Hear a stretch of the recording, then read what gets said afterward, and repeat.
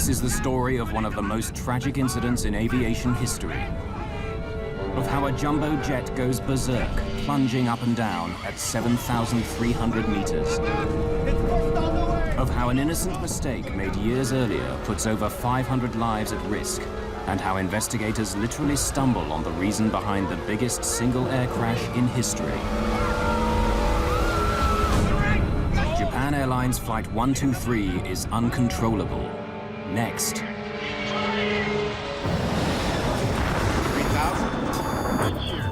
We're not getting any oxygen. We have the terrain alarm. Even tower Aero Peru 603. We are in an emergency.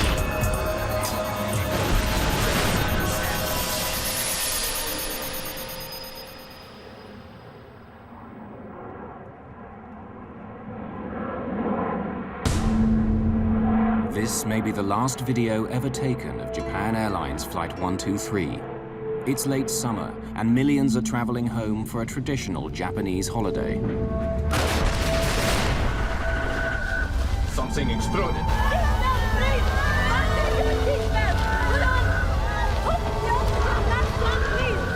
Japan Air 123 request.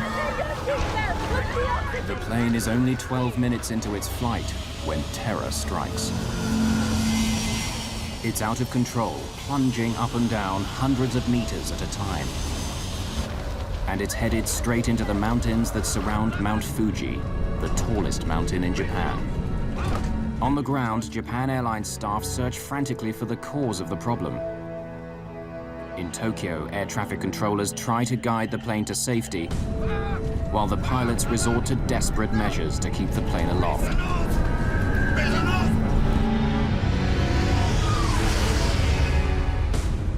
Tokyo, Japan, August the 12th, 1985.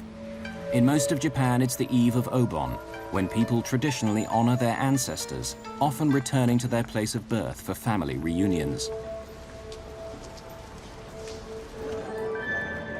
Tokyo's Haneda Airport is crowded, with thousands trying to get home. On the tarmac, jumbo jets are lining up. Air travel is so popular here that Japan Airlines has to use 747s even for its short internal flights.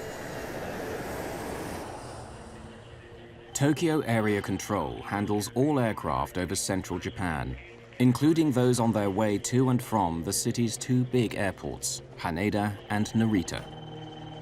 It's 6 o'clock in the evening, but the rush won't be over for hours. Crowded passenger lists and busy controllers make it a typical holiday weekend. Roger, approved as you request. Cathay 456, turn right on heading 250, climb and maintain flight level 240. At Haneda Airport, Japan Airlines Flight 123 is boarding.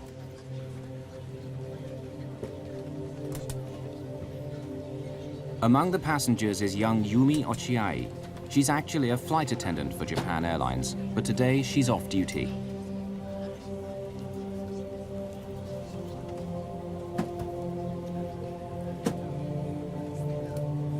Yumi takes a seat, 4 rows from the back of the plane.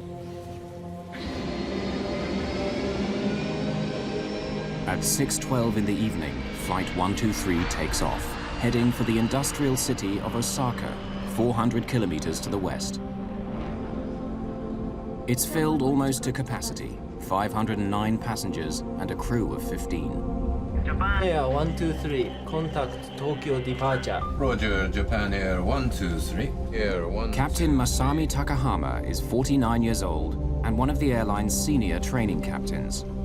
On this flight, he'll be handling the radio and keeping an eye on the first officer, who's sitting in the captain's seat. Yutaka Sasaki is flying the plane. He's hoping for promotion to captain. Hiroshi Fukuda, a veteran flight engineer, is the third man on the flight deck. Tokyo departure, Japan Air 123. Passing 800. JAL 123's route will take it south over Enshu Bay, then southwest along the coast, until finally taking a sharp right turn to land in Osaka. The flight will take 54 minutes. Flight 123 is leaving Tokyo behind, climbing to 7,300 meters. 12 minutes into this short flight, the plane's black box shows that all is going well. Hello, Pet. What's the problem? Someone wants to go to the restroom. Shall I let him? The plane's black box records a routine request from a passenger. He wants to use the bathroom before the seatbelt light is turned off. Careful, please. An ordinary request on a routine day.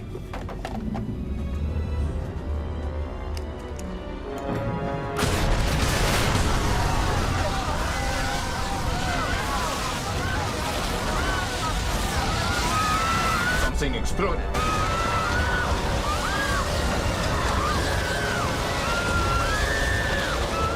Air is rushing out of the cabin. The oxygen masks drop down automatically when the air pressure falls.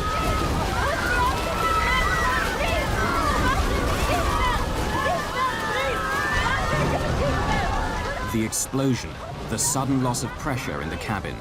There must be a hole in the aircraft. Gear door. Check gear. Gear.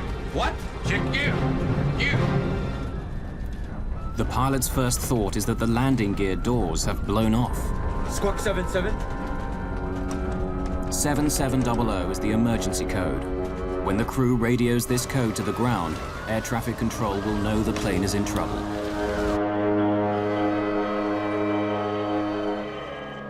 Every plane on the controller's screen carries a label giving the plane's identity. Suddenly, the label beneath Flight 123 changes. Someone in the cockpit has keyed in the emergency signal.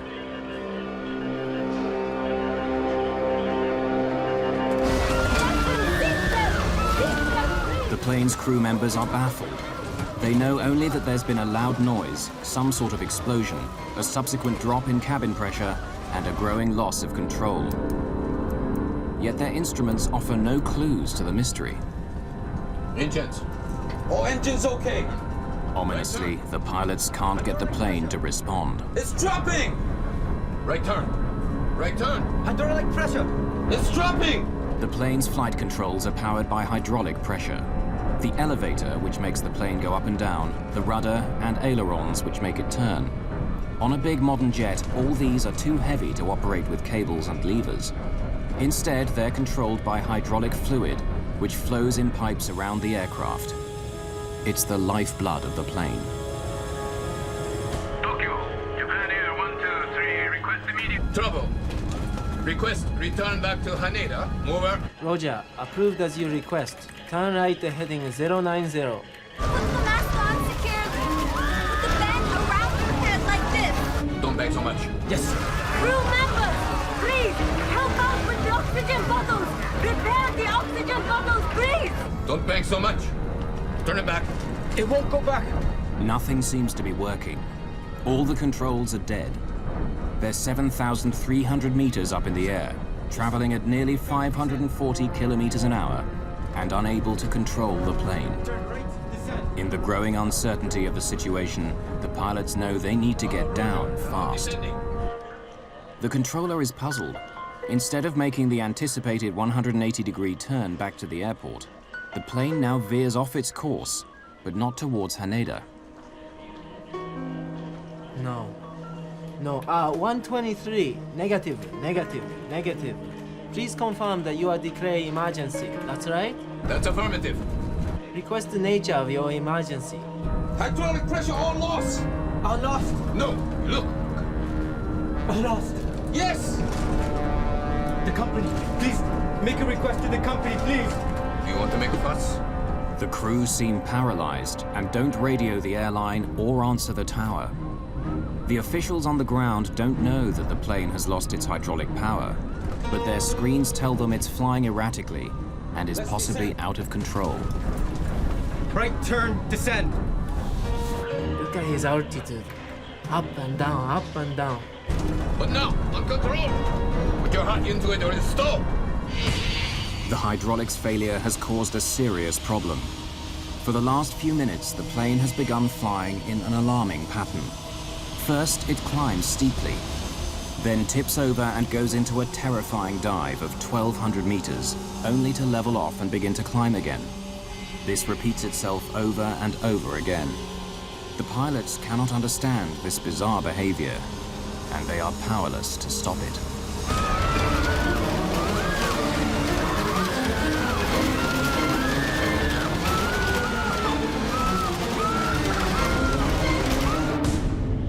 Tokyo Area Control, August the 12th, 1985.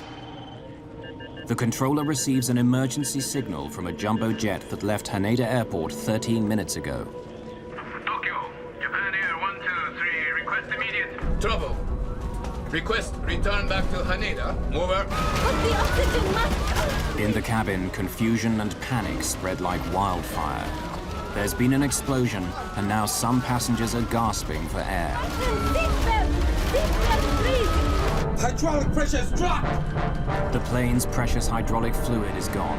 That's why the flight controls aren't working properly. Don't bang so much. Turn it back. It won't go back. Airline personnel are trained to take charge in a crisis, and passenger Yumi Ochiai helps out even though off duty. Children! At Tokyo Control, the controller is now joined by his supervisor. JAL 123, he's declared an emergency. Says it's uncontrollable. He says he wants to go back to Haneda, but his heading is all wrong. He can't seem to turn. Get him to Nagoya. That'll be the easiest. It's a straight line. The best solution would be for the plane to switch course to Nagoya Airport, which is 128 kilometers straight ahead. But they'd need to start descending immediately if they're going to land there.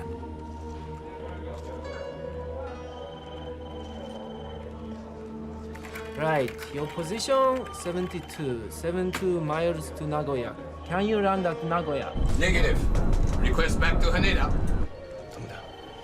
It's a longer runway. The captain wants to try to get back to Haneda. It's a large airport and ideally suited for a jumbo 747 in an emergency.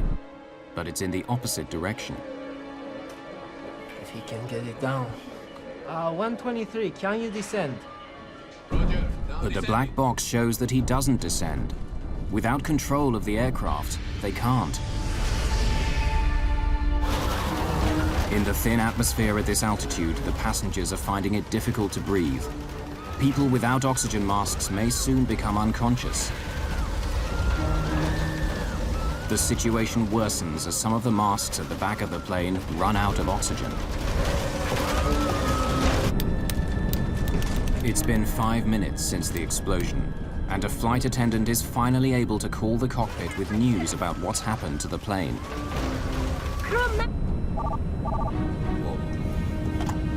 Yes, what is it? The flight attendant tells the engineer that the explosion has occurred in the rear of the plane and may have come from the baggage compartment. So... There's a baggage compartment furthest to the rear.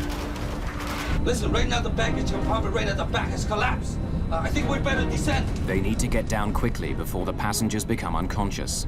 But the captain seems to be struck by a strange paralysis. All the passengers are using their masks. Shall we descend a little?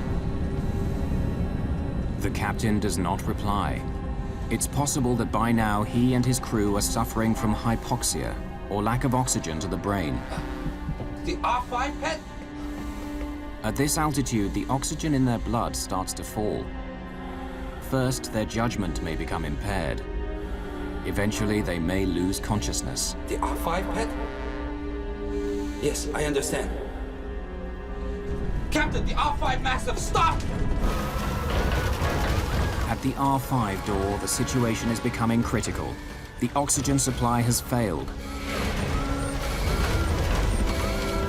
The cabin crew have to give the passengers whiffs of oxygen from a gas bottle. Still, the captain and his crew seem to be drowning in confusion. I think we better make an emergency descent. Yes. Shall we use our mask too? We better.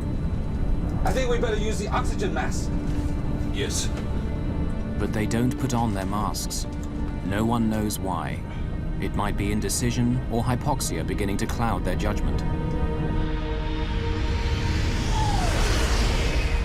At Japan Airlines in Tokyo, flight operations have been alerted to the emergency, but are as mystified as everyone else on the ground. All they know is that over 500 lives are at stake. It's their job to try to diagnose the problem and come up with a solution while the plane is in the air. This is Japan Air Tokyo. Tokyo Control said they received an emergency call from you. Listen, right now the R5 door has broken. Roger. Is the captain returning to Tokyo? What? Can you return to Haneda? Just a moment. We are making an emergency descent. We'll contact you again in a little while. Keep monitoring us, please. Roger. R5 door. Could it have come off? If the door has come off, that could mean an explosive decompression of the cabin as the air rushes out. Passengers may have been sucked out kilometers above the ground. But there's a worse possibility. If the door hit the tail of the aircraft, it could have damaged it. The tail keeps the plane stable. Its rudder and elevators make the plane go up and down or side to side. If the tail is damaged, flight operations will be powerless to assist them. In Tokyo, news that a Japan Airlines jumbo jet is in trouble has leaked almost immediately. Japanese television is already breaking into regular programming with live interviews. Someone saw the crippled jet fly overhead. I knew the plane was in trouble, he is saying. It was swaying back and forth. Then it disappeared in a cloud. Flight 123's meandering route has put it in range of an American Air Force base at Yokota on the northern outskirts of Tokyo. An American controller there has overheard the conversations between the plane and Tokyo Air Traffic Control. He wants to help to offer Yokota runway for landing. Japan Air 123, Japan Air 123, Yokota approach. If you hear me, contact Yokota. The pilots are preoccupied and don't respond. Since they've lost all normal control of the plane, they're now testing the throttles to see what happens. They can make the plane go faster or slower. At least they have speed at their command. As they experiment, they find that if they push the throttles forward when the plane is diving, making the engines go faster, it actually makes the plane come out of the dive and brings the nose up. And if they pull back the throttles when it's climbing, slowing the engines, the nose tips and begins to dive. These actions are the opposite of what a pilot would normally do, but it seems to work, and they begin to flatten out the mad roller coaster ride. Then a second experiment. By applying more thrust to the engines on the left side of the aircraft, they manage to slowly turn the plane right, in the general direction of Tokyo. But then their luck runs out. In the frantic juggling of throttles, the pilots get out of step. It drives the 747 into a frenzy. Both hands. How about gear down? Gear down! So put the gear down. Lowering the landing gear should slow the plane down and make it more stable. Doesn't work. Should I lower the alternate? For safety, 747s employ an electrically run system, separate from the hydraulics, that can lower the landing gear in an emergency. While the engines are turning, they still have electric power. Lowering the landing gear helps stabilize the plane. The drag of the undercarriage has a dampening effect on the pitching motion. But it also destroys the directional control they were getting by applying more power to one side of the aircraft. Max power. Close to Mount Fuji, the tallest mountain in Japan, the plane makes an abrupt turn to the right and begins a terrifying dive.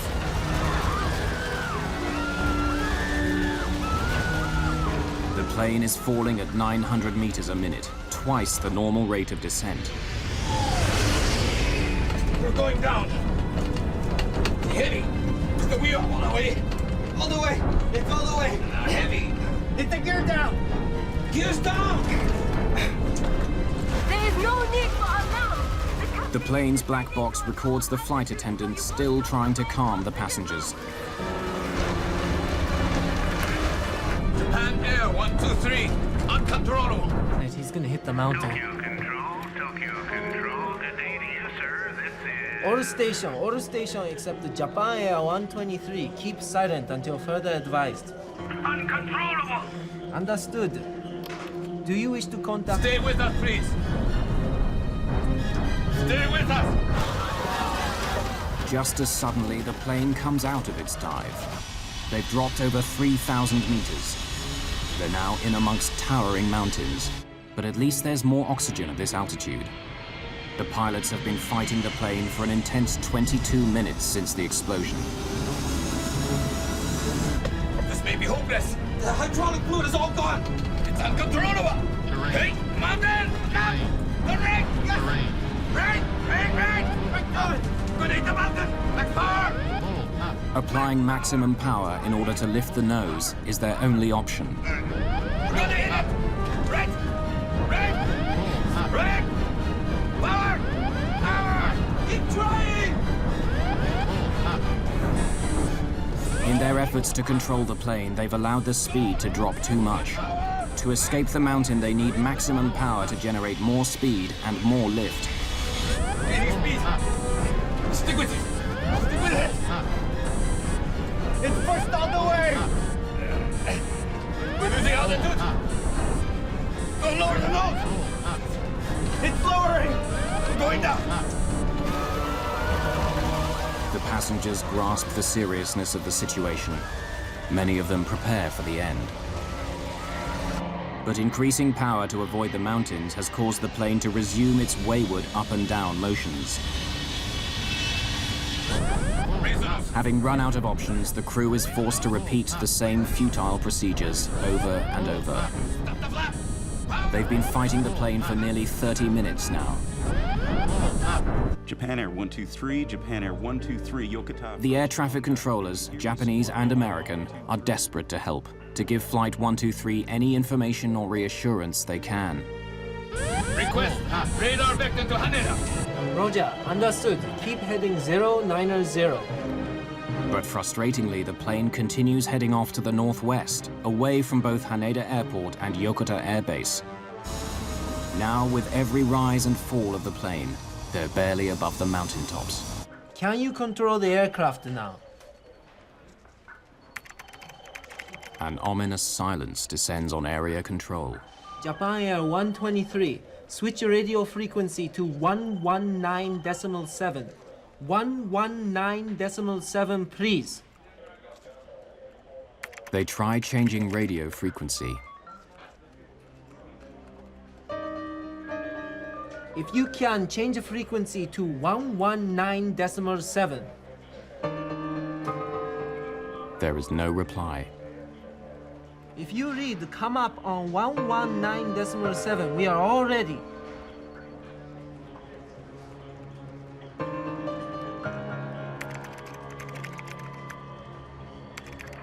Japan Air 123, yes, we've selected 119.7.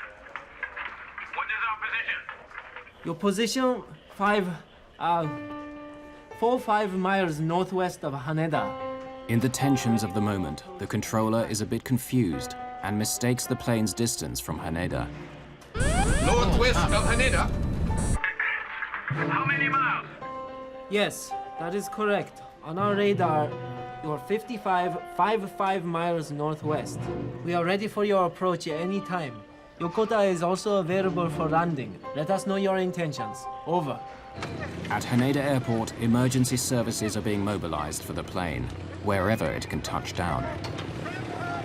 Yes, roger. They say we're 25 miles west of Kumagaya. Suddenly, the plane goes into a steep dive, the worst yet. Stop the flap! Power! Flap up! Flap up! Flap up! Power! Power! The plane is falling at 5,500 meters a minute. Raise the nose!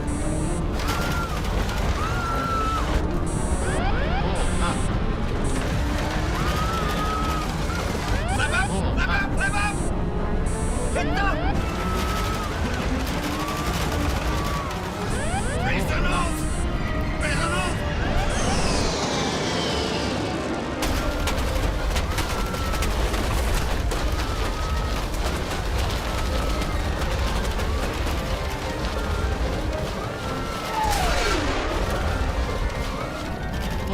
Raise the nose!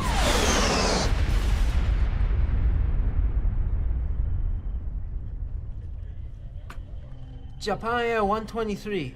Japan Air 123. Can you hear me? Japan Air 123, Japan Air 123, do you read? Japan Air 123. Japan Air 123. Japan Air 123 is gone.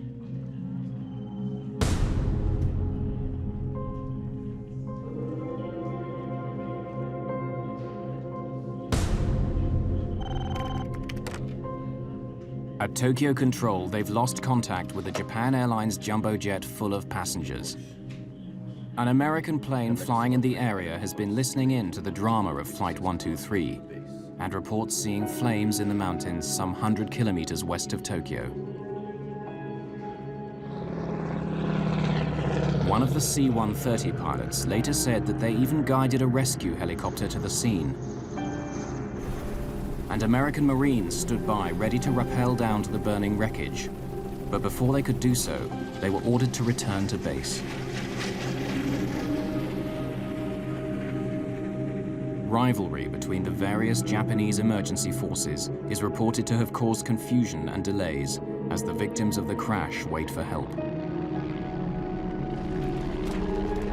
During the night, the Japanese Self-Defense Force arrives on the scene. A helicopter flown by Captain Isuzu Omori finds the crash site. The pilot radios in. Minokayama, Victor 107. I see something. I see flames in about 10 spots over an area of about 300 meters square. Victor 107, Minokayama. Is there any sign of survivors? Victor 107, no signs of survivors. Visibility poor. Too much smoke. Victor 107, can you land to investigate? Not a chance. It's a 45-degree slope down there. Nowhere to put down. And there's fire everywhere.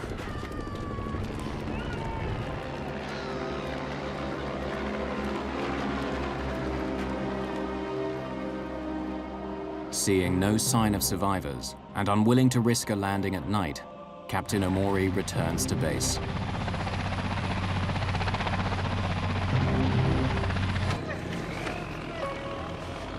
Meanwhile, a team of rescuers is on its way by road.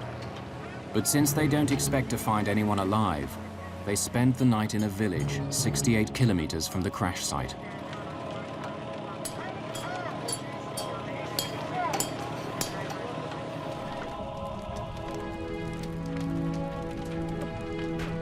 At the crash site, the passengers of Flight 123 lie dying.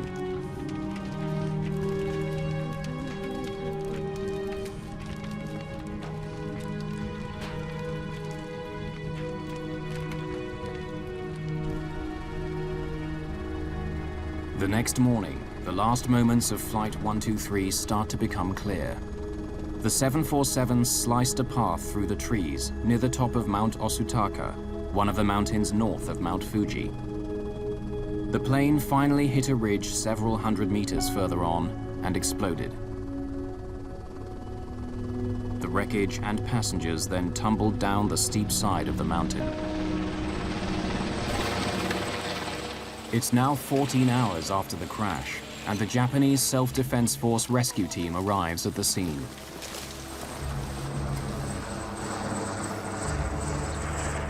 They are confronted with the worst single aircraft accident in history.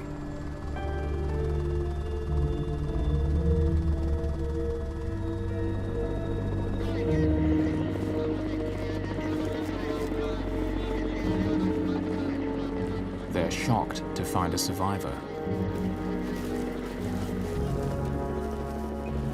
It's the off-duty flight attendant, Yumi Ochiai, still hanging on to life.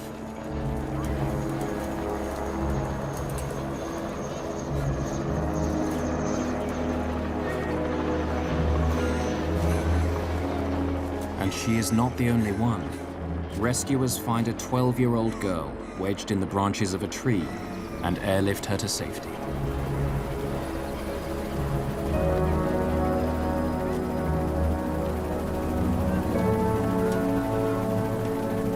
Incredibly, 2 more passengers are alive, a young mother and her 8-year-old daughter. It's nothing short of a miracle. But how have these 4 survived? The human body is believed to be able to stand a forward deceleration of up to 25 times the force of gravity. But investigators report that from the speed at which the aircraft hit the ground, those at the front of the plane experienced a sudden stop of over 100 Gs.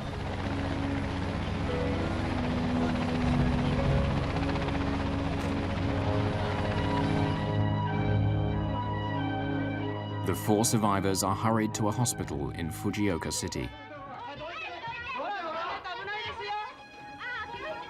Investigators will soon discover that all 4 of the surviving passengers were seated in the last 7 rows. This is how they survived. In the back of the 747, the impact forces were much less. Sheer luck had protected them from the flying debris.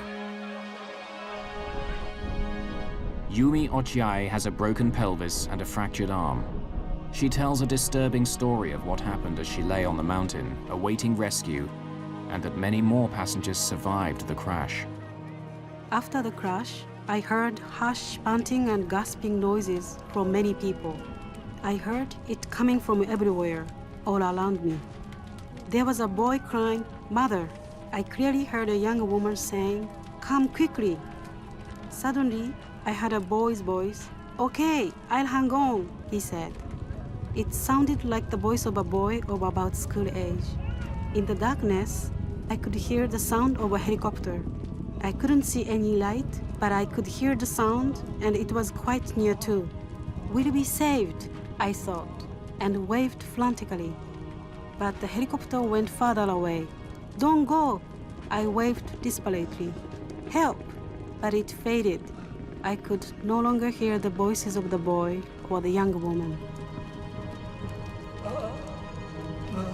It's clear now that many died in the cold night air, waiting for rescue.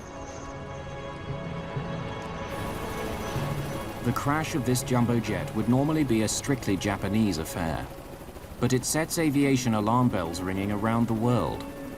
Only weeks earlier, an Air India 747 had gone down in the Atlantic, killing 329 people. Now another 520 dead. Was there something wrong with the 747, the world's biggest jet? Could there be some unknown design fault? There were some 600 747s flying worldwide. A problem with the plane would have grave consequences for aviation.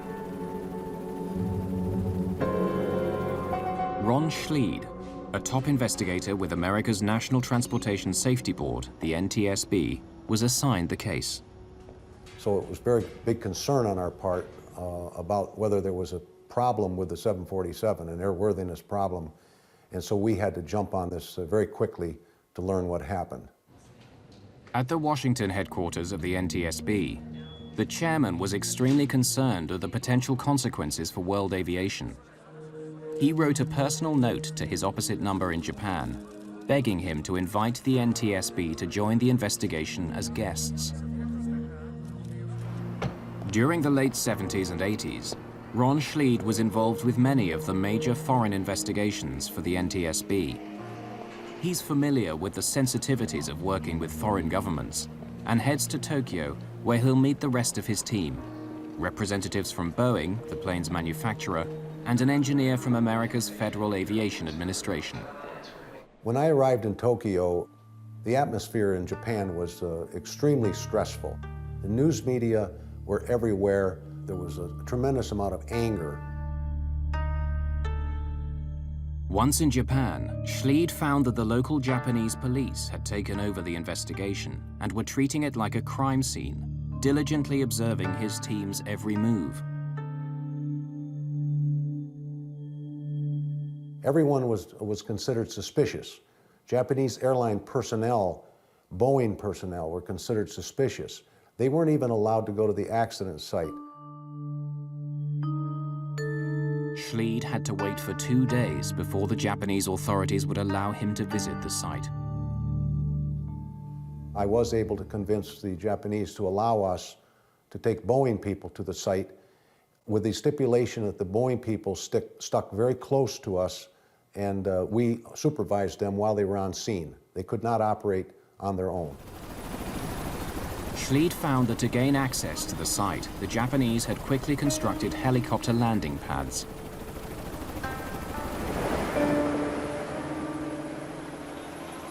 It was an amazing sight to look up at this mountain and see what looked like wreckage from an airplane at a distance, but you could not recognize any part of an airplane. There were scores of helicopters in the air, landing and taking off every couple minutes.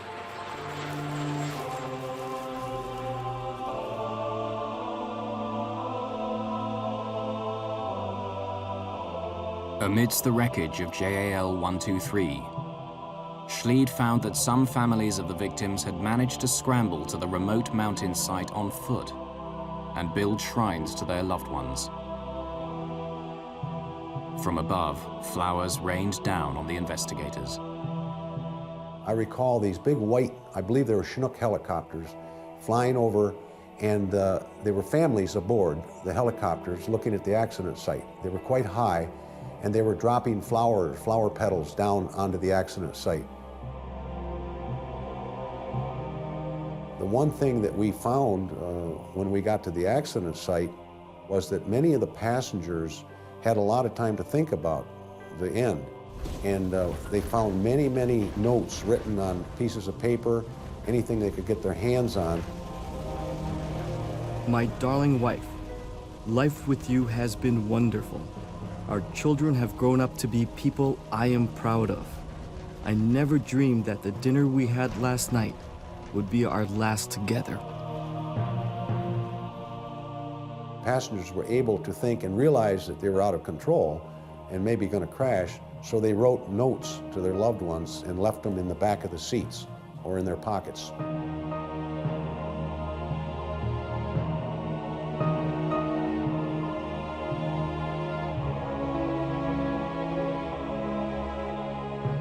But what could have caused this disaster?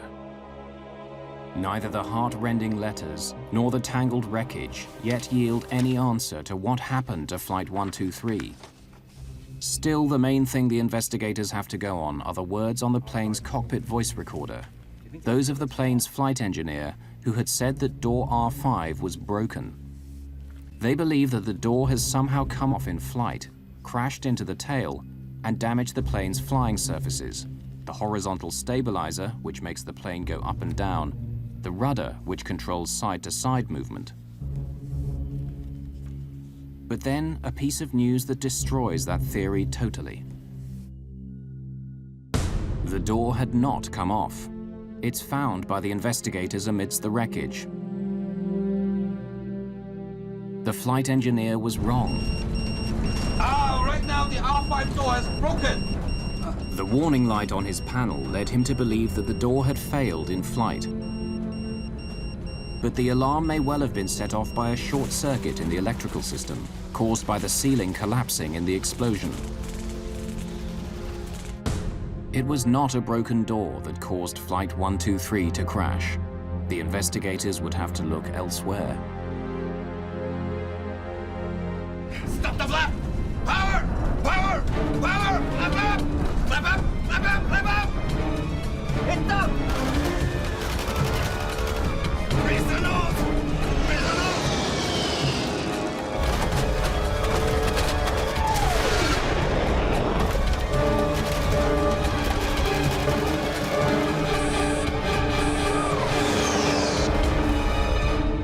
Japan Airlines Flight 123 has crashed into Mount Osutaka, taking hundreds of lives. Investigators are worried about a hidden fault in the Boeing 747. They need to find the cause of this crash quickly. A photograph taken by an amateur photographer provides the first clue to the mystery of why the plane became unflyable. There's something odd about the image. Photographic technicians put it on a computer and work hard to enhance the photograph to sharpen up its blurred lines. Finally, they get a clear enough picture. The whole huge tail fin of the airplane is missing. It's what keeps the plane steady. Since most of the plane's hydraulic fluid lines pass through the fin, it starts to make sense why they lost hydraulic pressure and control of the plane. Then, a Japanese Navy ship steaming across the bay south of Tokyo came upon the plane's tail fin floating on the sea. It's at the very spot where the plane had first reported an emergency. Investigators are now certain that the starting point of the accident must have something to do with the tail of the aircraft.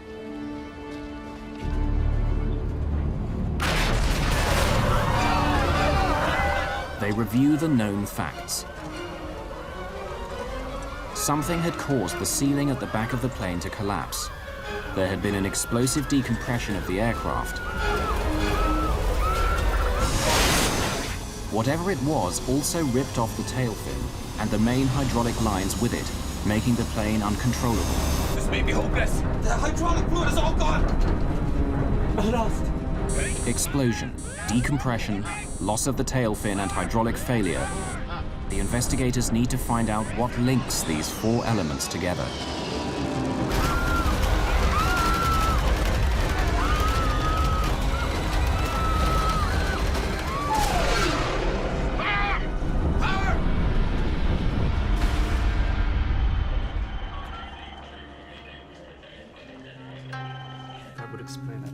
Routinely, the investigators begin by looking back into the plane's history.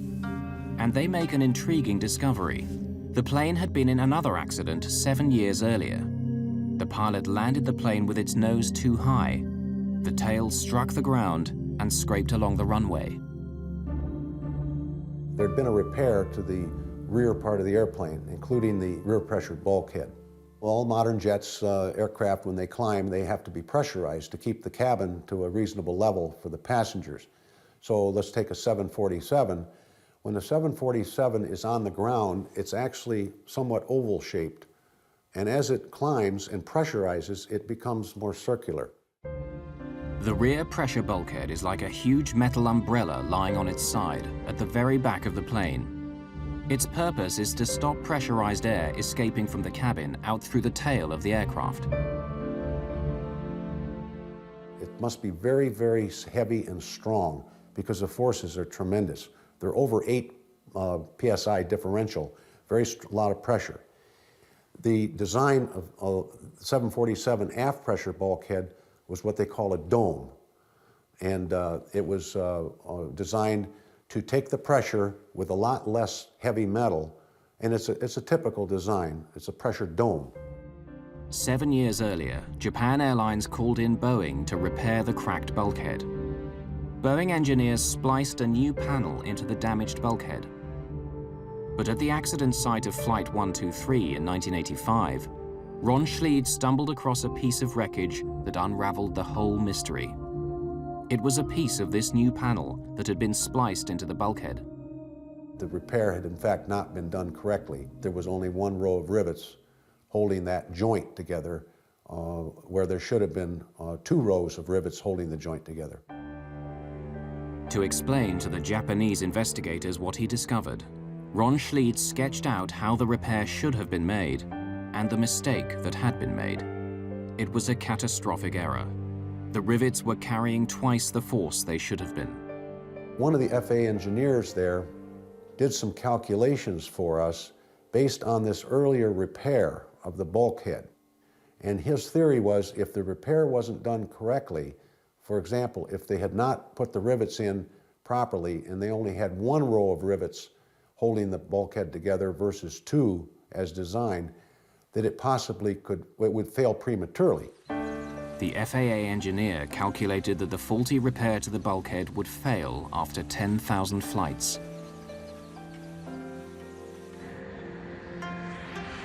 From the moment the repair was done, it was simply a matter of time.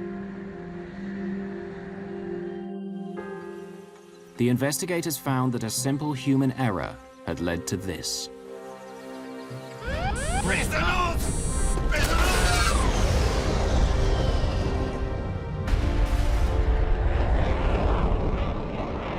On a summer's evening in 1985, Japan Air 123 lifts off from Haneda Airport.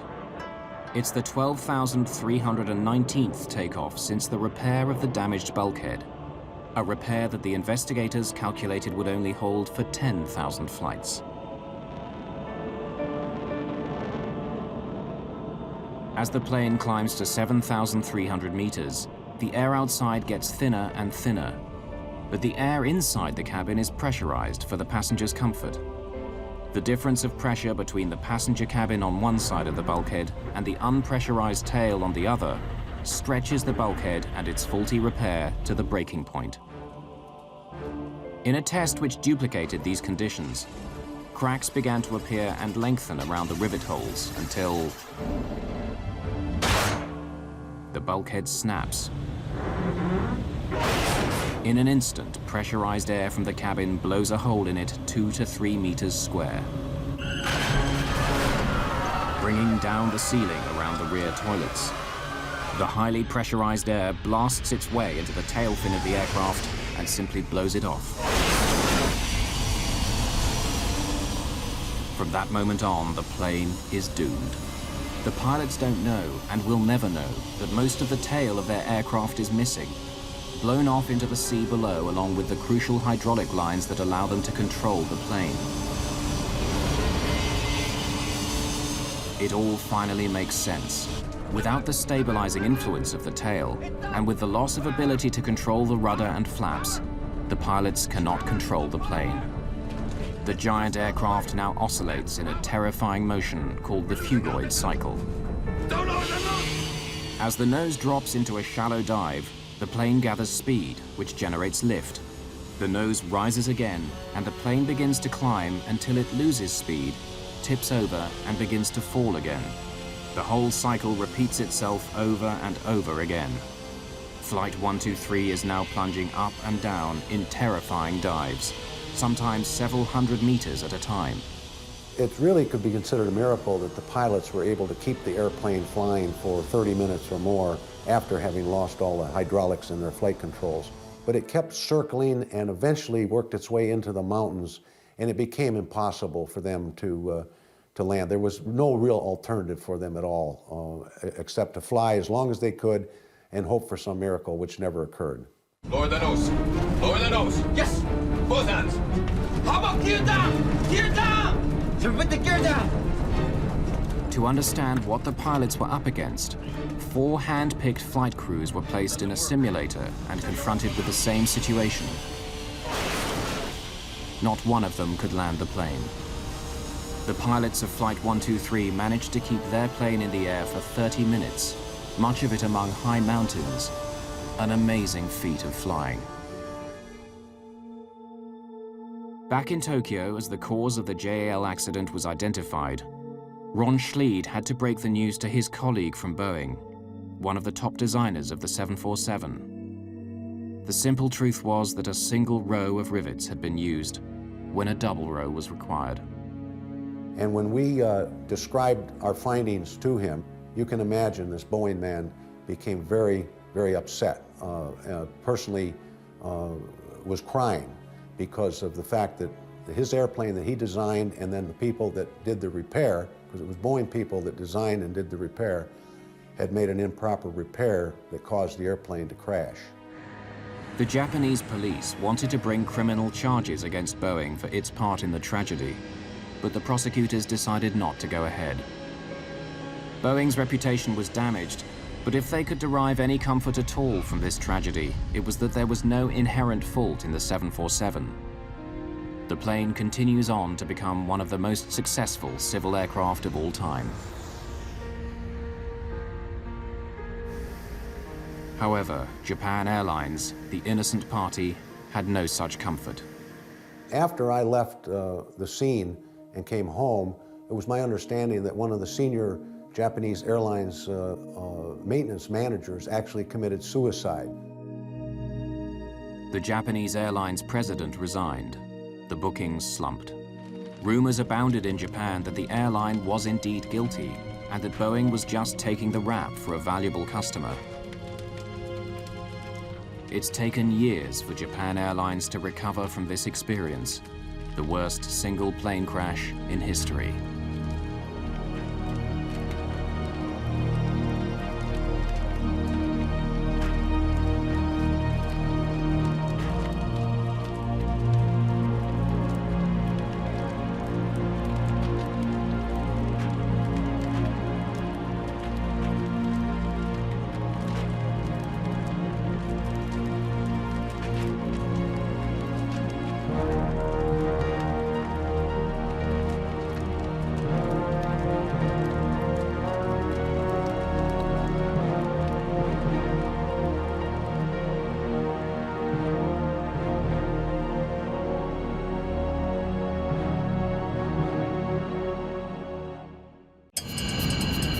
A crowded 747 has disappeared over the Atlantic.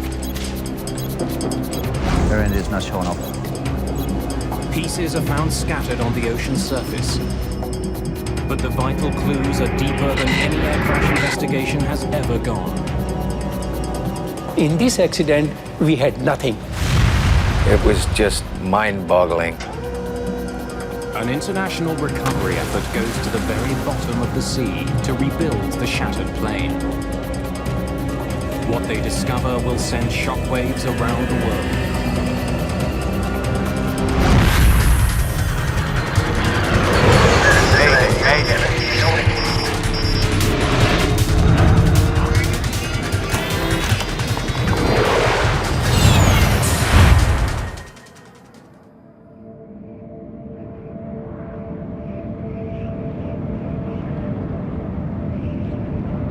Early morning, June the 23rd, 1985. A 747 flies across the Atlantic Ocean, 9.5 kilometers above the water. The jumbo jet is nicknamed Kanishka, after an Indian emperor. And Air India promises passengers it will be a palace in the sky. Indian hospitality is something that the culture prides itself on, and you do experience that when you fly Air India. The colors are rich and warm inside. It's your gateway to India. On its way from Canada, the plane is heading to London, England, before continuing on to New Delhi. It's been in the air for 4.5 hours.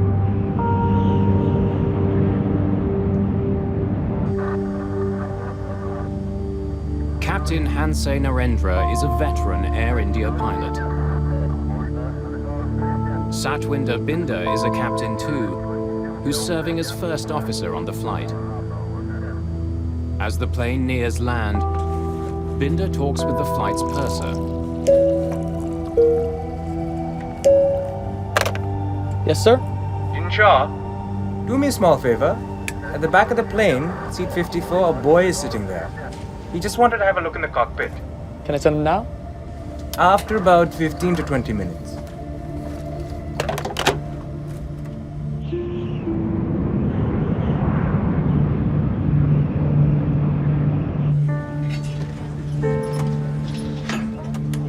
There are 329 people on board, including passengers and crew. Many of them are flying to India to visit family or friends.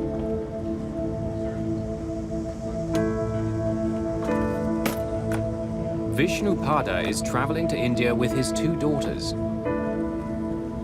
Their mother, Lata, is already waiting for them there. We had decided that it would be the ideal year to take an extended vacation in India as a family. 6 minutes after 8 in the morning, co-pilot Binder makes radio contact with air traffic control in Ireland. Shanwick, Air India 182, good morning. Station calling Shannon. Go ahead again, please. Thomas Lane and Michael Quinn are working at the Shannon Control Center. Air India 182 is 51 north, 15 west at level 310. Estimate FIR at 0735. Air India 182, Shannon, roger. Cleared for London, flight level 310.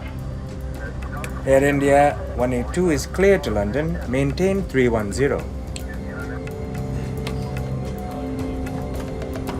You want to come up front now? Yeah. Okay. Let's go.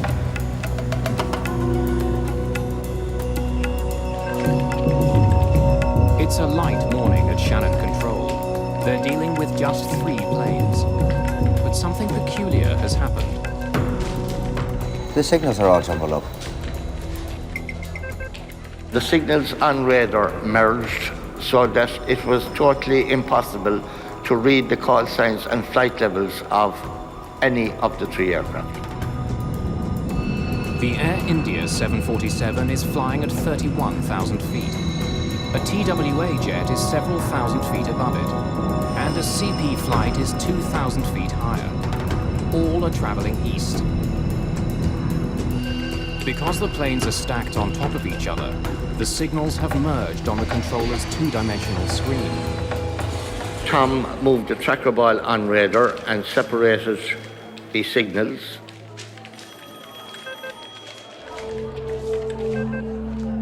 Two of the planes reappear on the radar, but the Air India flight has vanished. Air India's not showing up. Hold on a minute.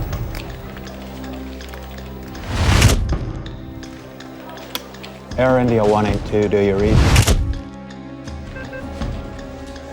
Air India 182, this is Shannon, do you read? Over. It's 8:14 in the morning. I had a gut feeling. To this day, I don't know why I picked up the phone.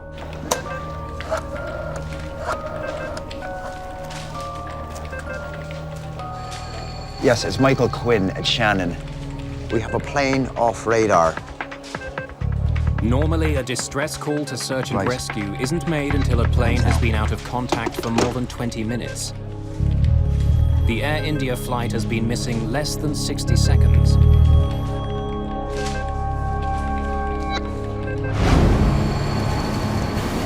Several ships in the area begin searching for signs of the plane. Its last known position is some 290 kilometers southwest of Cork. Just 2 hours after the plane disappears, a Canadian-owned cargo ship in the area confirms the worst. The first pieces of wreckage are discovered. Uninflated life rafts are spotted bobbing in the cold Atlantic. Then bodies are seen. It's quickly clear that no one has survived. In India, Lata Pada is waiting for her husband and 2 children to arrive when she hears the news from her brother. He sat me down and told me that, something terrible had happened. I was just in total shock, and, part of me was trying to digest the information, and part of me was trying to imagine if indeed the worst had happened, how I was going to continue my life without them.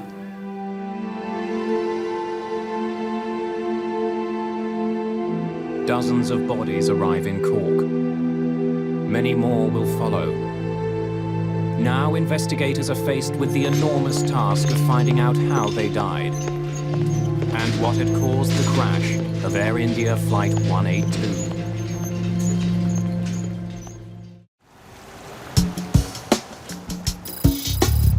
"130,000 people live in the city of Cork. Tucked into the southern coast of Ireland, it's long been a vital seaport.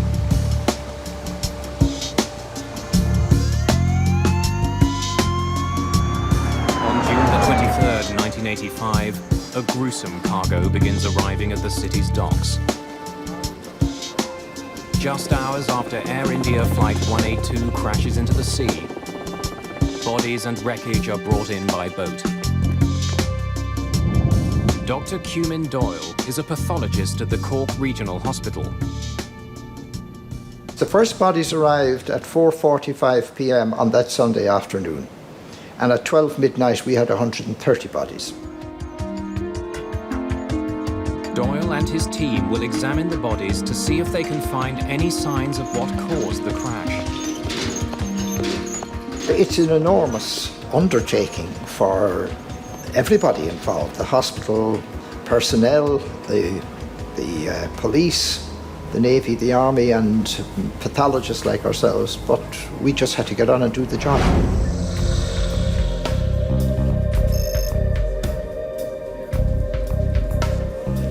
There are so many autopsies to perform that Doyle moves the work into the building's gym. We had 3 police people working on each body: photographer, a ballistics expert, and a forensic odontologist. That is a person who examines the teeth, the face, for identification purposes. In just 4 days, autopsies are performed on 132 victims. All parts of the body were examined externally in detail, and every detail was noted down. We were looking, of course, for the causes of the fatalities. Doyle makes a telling discovery. Almost all the victims died in the air. Only 2 of the bodies showed signs of drowning, which indicated that the others were not breathing when they hit the water. There's something else that's common to many of the victims.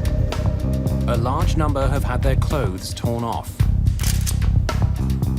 Now that was important, because if they had no clothes or little clothes, it indicated that they had fallen from 31,000 feet or so where this accident occurred. Some of the bodies also have signs of so-called flail injuries. These are breaks specific to bones in the hips, shoulders, and other joints. H.S. Kohler is the lead investigator into the Air India disaster. The flail injuries tell him the passengers weren't in the plane when it hit the ocean. They are caused by tumbling, violent motion of the body in air. And that is the pattern of the injuries when a passenger is thrown out of the aircraft at a high altitude.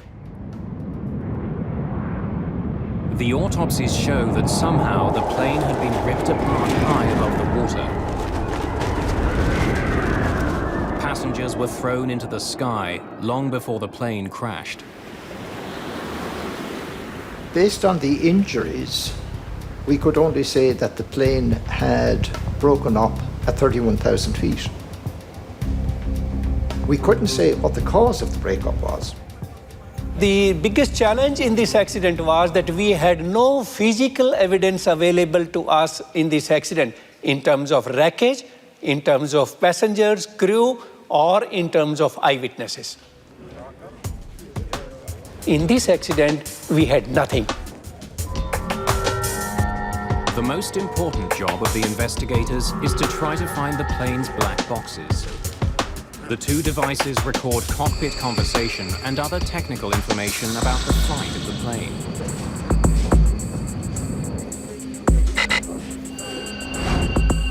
The recorders have radio beacons which send out a signal at a designated frequency. But it's still a huge task. The boxes are more than 6,500 feet below the surface, and the radio signals last just 30 days. Salim Jiwa is a journalist who has investigated the Air India disaster. The search for the black boxes was urgent, and 3 countries participated in it: England, Ireland, and India. But even with such a massive response, early efforts are frustrated. 42 kilohertz. It's too high. It can't be them. Investigators are picking up radio signals, but they're at the wrong frequency.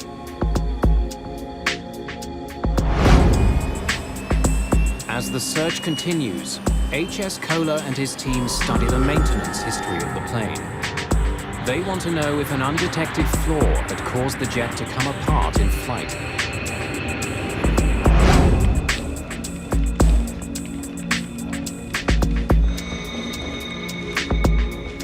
They uncover a potentially important piece of information.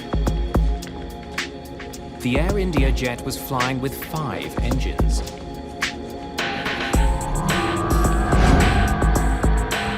A 747 normally has 4 engines, but it can carry more. The plane was designed so that it could transport a malfunctioning engine beneath its wings. Ground crews can mount the engine to a bracket on the plane. It's exactly what happened to the Air India jet. There was an extra engine that a previous flight had left behind that was mounted on the wing of the aircraft. The extra engine creates substantial drag on the left side of the plane. If the pilots don't properly compensate, the plane will start turning in that direction. And this hypothesis continued that there is possibility that this fifth engine might have caused the breakup of the wing. In fact, investigators discover that before the plane took off for London, the flight engineer noticed problems with the way the engine was attached. There was a small problem in the fifth engine. I have asked them to fix it up. All right. Investigators also learned that some internal parts of the extra engine were taken out and stored in Flight 182's cargo bay. They are so enormous that pieces of the cargo door were removed to make the job easier. Some of the other parts of the engine went into the rear of the aircraft. Aircraft such as the 747 can handle this quite easily, it's routinely done. But if the cargo door wasn't reassembled properly, it could have led to an explosive decompression. In 1974, a cargo door blew off a Turkish Airlines flight shortly after it took off from Paris. The sudden decompression crippled the plane. It crashed moments later, killing everyone on board. Kohler must consider two theories. Either problems with the door or with the extra engine itself brought down the plane. If either one had taken place, there should be evidence on the plane's black boxes. Finding the recorders has become increasingly important. Almost 2 weeks after the search begins, investigators get news that helps them pinpoint the location of the black boxes. The signal will be higher. So this 42 kilohertz could be it. Tell the boats to look again. The piece of the black box which broadcasts the locator signal is made of ceramic. If it's damaged, the frequency of the signal can change. It means the strange frequency ships detected earlier could be the right one. Both the cockpit voice recorder and the flight data recorder are finally located. But they're so deep, it's difficult to bring them up. The aircraft was at 6,000 feet below the sea, and it was the depth that was sort of defeating. A deep-sea submersible is brought in. But even with this specialized vehicle and with the location of the black boxes known, it takes 4 attempts to bring the recorders to the surface. Estimate FIR at 0735. Air India 182, Shannon, Roger. Cleared for London. Lead investigator Kohler now has what he hopes are 2 vital pieces of the puzzle. If there's any problem in the aircraft, the crew will be talking about the problem. They will not be silent about the problem. But when he listens to the cockpit voice recorder, Kohler hears nothing unusual. After the last contact with air traffic control in Shannon, the voice recorder picks up the crew talking about customs seals. To seal the bar before the It's arrival. paperwork that has to be completed before landing. Have not been used. And they want about 30 customs seals. Customs? Yeah, customs seals to seal the bar before its arrival. The conversation ends in mid-sentence. That was it, and then everything was, of course, silent. The cockpit voice recorder indicated that there was no abnormality in the cockpit, no emergency. Every conversation was normal. The plane's flight data recorder tells a similar story. Kohler pours through details about Air India's speed, altitude, and dozens of other pieces of information. The extra engine did cause the plane to bank slightly, and the jet's rudder was turned 11 degrees to the right. But this was exactly what the crew needed to do to offset the drag created by the fifth engine. We found that all parameters of the aircraft altitude, aircraft heading, aircraft bank attitude, roll attitude, autopilot engaged, everything was working normally till the last point. After analyzing both black boxes, Kohler can't find any evidence that the plane was in trouble before it suddenly disappeared from radar. But the very lack of evidence does suggest something. Both recorders get their power from the plane's engines. Both stopped at exactly 14 minutes and 1 second after 8 in the morning. Since the recorders stopped working at the same time, the problem on the plane had to be catastrophic enough to sever the jet's electronic system before the crew could react. Yeah, custom seals to seal the bar before its arrival.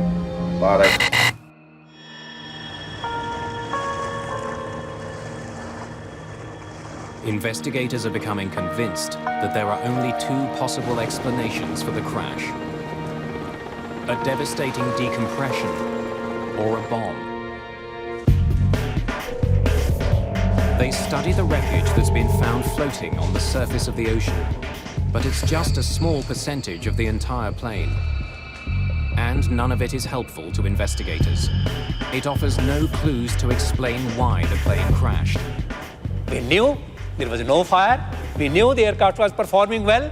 Everything was normal. There was no cockpit emergency, no warning. We got elimination of all the things, but we did not got the answer as what happened. To go to the cause of the accident, we had to go to the wreckage which was lying at the bottom of the sea. But what parts of the plane should investigators focus on? The black boxes were equipped with radio transmitters which made them easier to find. But the debris field is deep underwater and enormous, some 16 kilometers long and 6 kilometers across. How do investigators identify the one clue that will help them unlock the mystery? Roy Truman is an underwater salvage expert. He's brought in to do something that's never been done before: retrieve the ruined pieces of a jumbo jet from the bottom of the ocean. In hundreds of thousands of pieces, he needs to find the ones that will explain why the plane crashed. Up until that time, we had only been used with recovering small aircraft. Here we're talking about a 747, which was huge, and we had no idea of the size of the pieces and what we were going to find. Investigators know they can't bring the entire wreck to the surface. It's so deep it takes hours to recover a single piece. The submersible takes underwater video and still photos. Investigators use those to decide which pieces to bring to the surface. It was a narrow corridor, and at each end of the corridor, it was very light wreckage. All of the heavy stuff, engines, main aircraft structure was in the middle of the wreckage field. Like searching for a needle in an underwater haystack, investigators hope to discover the cause of the crash in a tangle of ruined metal. But autumn is coming. Soon the weather will turn bad, and they'll have to abandon their search. The key to unlocking the disaster still lies somewhere at the bottom of the ocean.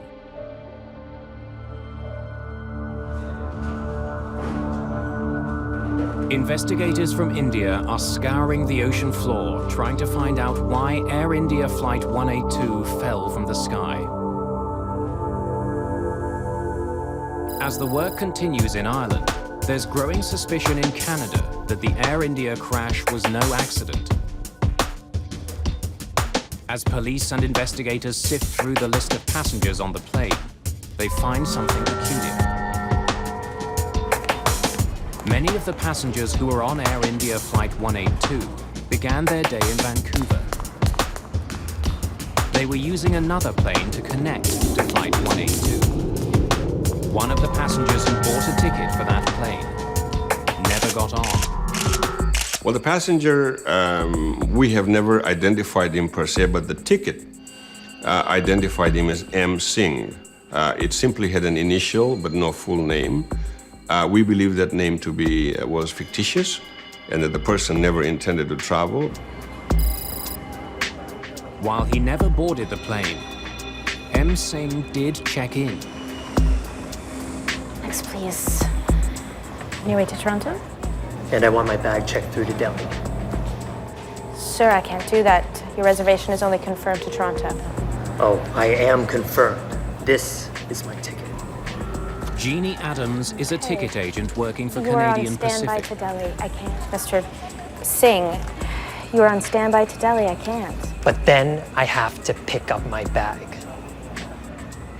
I can't check your bags through to India if you are not confirmed.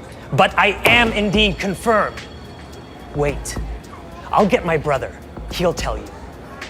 There are as many as 30 people waiting to check Do in. that, sir. Your reservation is only confirmed. Adams to doesn't Toronto. have time to wait for the man's brother. Oh, okay. I'll check it through. But you have to check with Air India when you get to Toronto.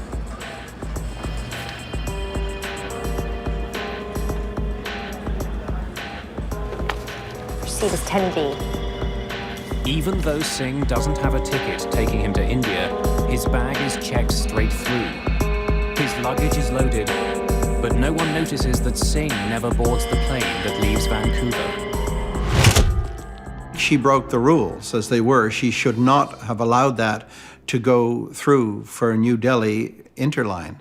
But she was so bullied and so browbeaten by Mr. Singh in front of everybody else that I think to her eternal sadness and heartbreak, she gave in. Singh's maroon bag didn't raise any concerns when it was loaded in Vancouver. Since the Air India flight was international, when the bag arrived in Toronto, it faced a more strict series of inspections. This is what it will sound like.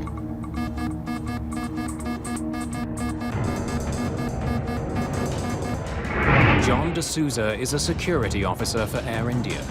The day of the flight, he demonstrated a portable explosives detector for baggage handlers in Toronto. Chemicals in a match triggered the device, as would chemicals used in some explosives. Okay. The portable device was put to use because the X-ray machine, which normally scans every piece of luggage, had broken down. The technology, especially the X-ray technology, were very weak, very in their infancy at that time, and it didn't work reliably. And in the case of the Air India episode, the technology went quite badly wrong, which was one of the tragedies of this situation. As security workers used the portable explosives wand on the bags, everything seemed normal, until they got to the maroon bag.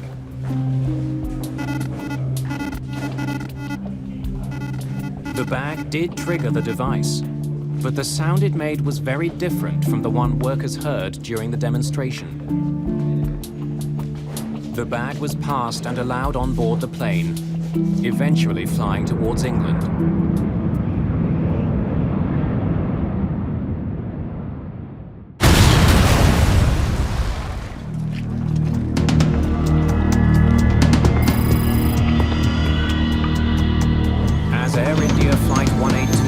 Over the Atlantic Ocean, carrying M. Singh's bag. An explosion rips through Tokyo's Narita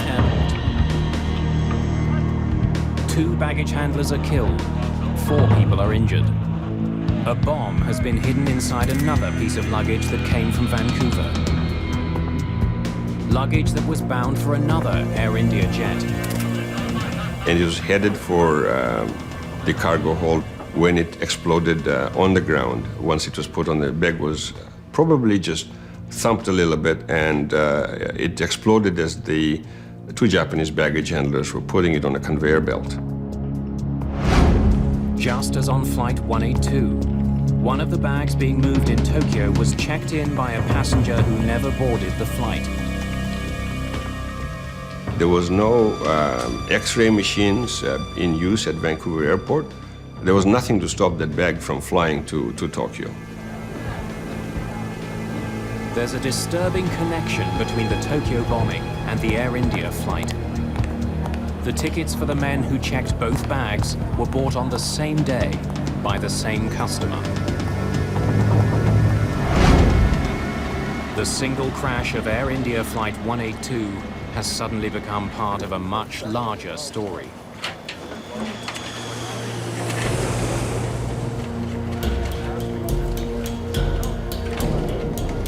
With the apparent connection between the two incidents, investigators in Ireland are extremely interested in what police find in Tokyo. Soon after the bombing, forensic experts descend on Japan's Narita airport. There are traces of evidence everywhere. The Narita bombing was within a confined space. So unlike the Air India Flight 182 situation, where we had debris scattered over 9 miles under the ocean and pretty hard to retrieve, we had, in a sense, the good fortune of a contained area where an explosive device went off. Pieces of metal and circuit boards are embedded in the walls. Explosive residue clings to parts of the container that housed the bomb. Amazingly, Japanese forensic experts were able to pick out tiny parts and fragments, and all the analysis finally led Japanese police to identify the vehicle that was used to carry the bomb. Experts even find serial numbers on pieces of the wreckage. Clues that show the bomb was hidden inside a specific stereo tuner made by Sanyo. All 2,000 tuners that were ever made were shipped to a warehouse near Vancouver, British Columbia. From there, they were sent to stores across the region. One of those tuners carried the bomb that exploded at Narita. Police have a difficult task trying to trace the sale of 2,000 tuners. They could have been sold to anyone. Most of the stores that had received the tuner had been sold out for years. But police get a break when they ask about the tuner at a store in Duncan, a tiny town on Vancouver Island. The last unit had been sold just a few weeks ago. They were able to figure out who bought the stereo tuner which contained the bomb. Police obtained the same sort of tuner that was used to house the bomb on Air India. They conduct tests to see how big the bomb would have to be to create the sort of damage that was found in Tokyo.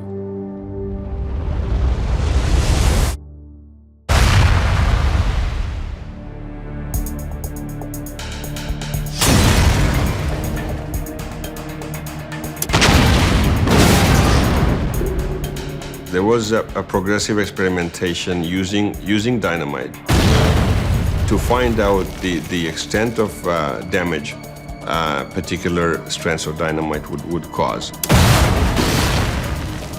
They matched the size of the tuner fragments made after each explosion with the fragments that were found at Narita. They discover that just a few sticks of dynamite were likely used in the Tokyo bomb. But could just 4 sticks of dynamite really bring down a jet? Once they discover just how powerful the Narita bomb was, police place it into a fully loaded luggage container.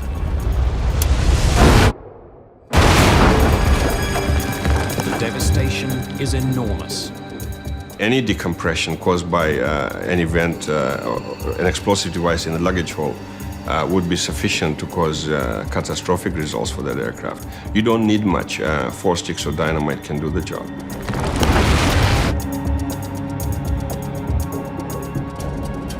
The cramped quarters of a cargo hold amplify the power of a bomb. Tests conducted at Penn State University show that the shock waves created from a bomb blast don't travel in just one direction, but reverberate inside a luggage container, building on each other, vastly increasing the initial force of the explosion.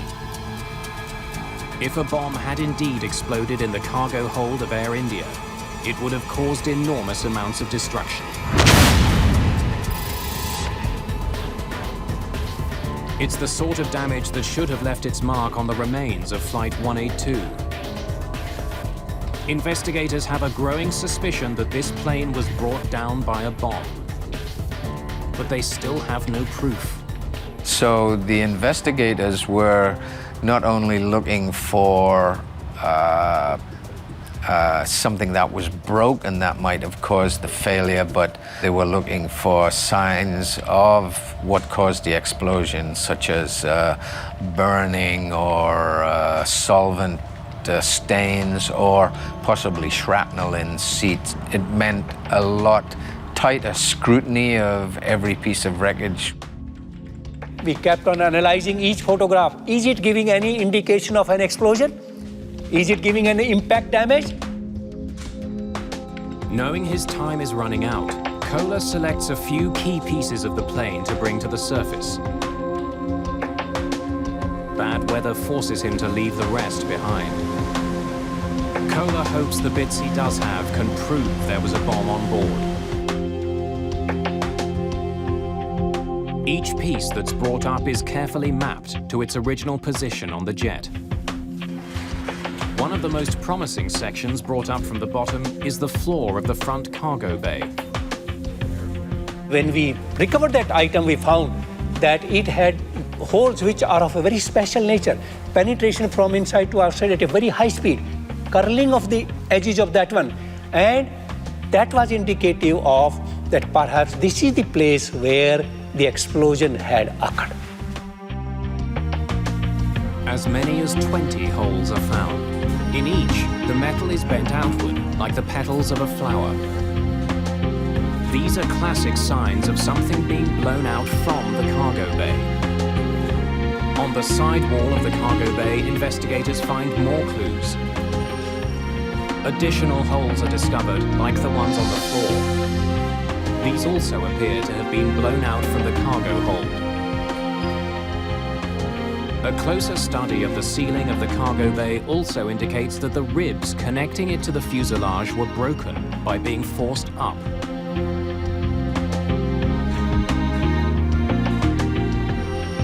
Investigators are convinced that the wreckage shows that a bomb had exploded in the forward cargo hold. If the bomb had gone off in the front of the plane, it would explain why the flight data recorder and cockpit voice recorder cut off so quickly. Like other 747s, the electronics bay on the Air India flight is located below the cockpit. Many of the important electrical systems on the plane run through here. The forward luggage compartment is right beside it. And so when the bomb went off, the explosion would have taken out the computers completely, and there would have been absolutely dead silence, and that's precisely what happened. Investigators are convinced that Air India Flight 182 has been destroyed by a bomb. This was no accident. The crash of the passenger jet was a crime. Nobody thought that such an evil plot of blowing two aircraft simultaneously would occur from Vancouver.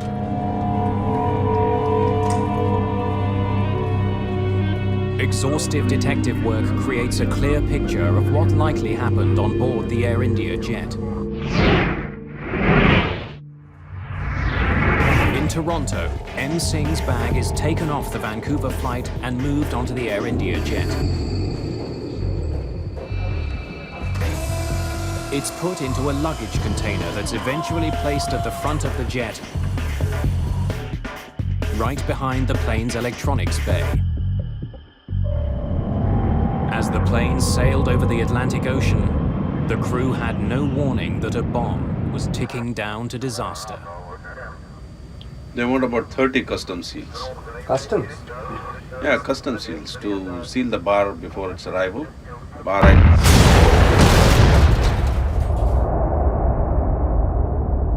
When the force of the blast hit the floor of the jet, it pushed it violently upwards. The thin fuselage would have been blown apart. The air pressure inside the plane would have rushed out, tearing passengers from the cabin and fatally crippling the jet. The debris scattered over 9 miles is an indication of how rapidly and how how fearsome this whole decompression was. But in this instance, the aircraft completely didn't stand a chance of flight. There was no way of continuing flight in this case. As the jet fell towards the sea, the forces put on the fuselage tore it apart. It would have a tail torn off and the wings would start breaking.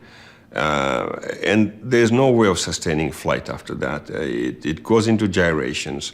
Once it goes into gyrations, there was just massive structural failure.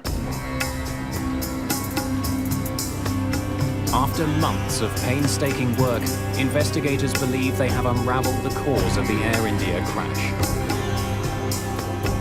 They've proven a bomb brought the plane down. It's now up to police to find the bombers. But with so many deaths and so many more possible if the Narita bomb had exploded in mid-air, there's immediate interest in making passenger jets safer. This was one of the biggest disasters in the Indian aviation history. And it could have been avoided if the procedures were in place. As the hunt for the killers continues, extraordinary steps are taken to tighten security and to see if jets can be made to withstand the force of a bomb.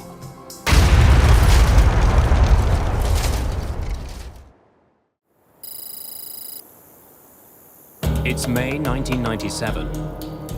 More than 10 years after a terrorist bomb destroyed Air India Flight 182. An out-of-service 747 is about to take part in a remarkable test.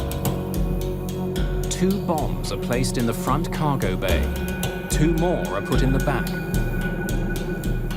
Well, the Brunningthorpe test was actually intended to prove 5 years worth of research, that we can protect an airplane using hardened luggage containers or hardened liners in the cargo hold.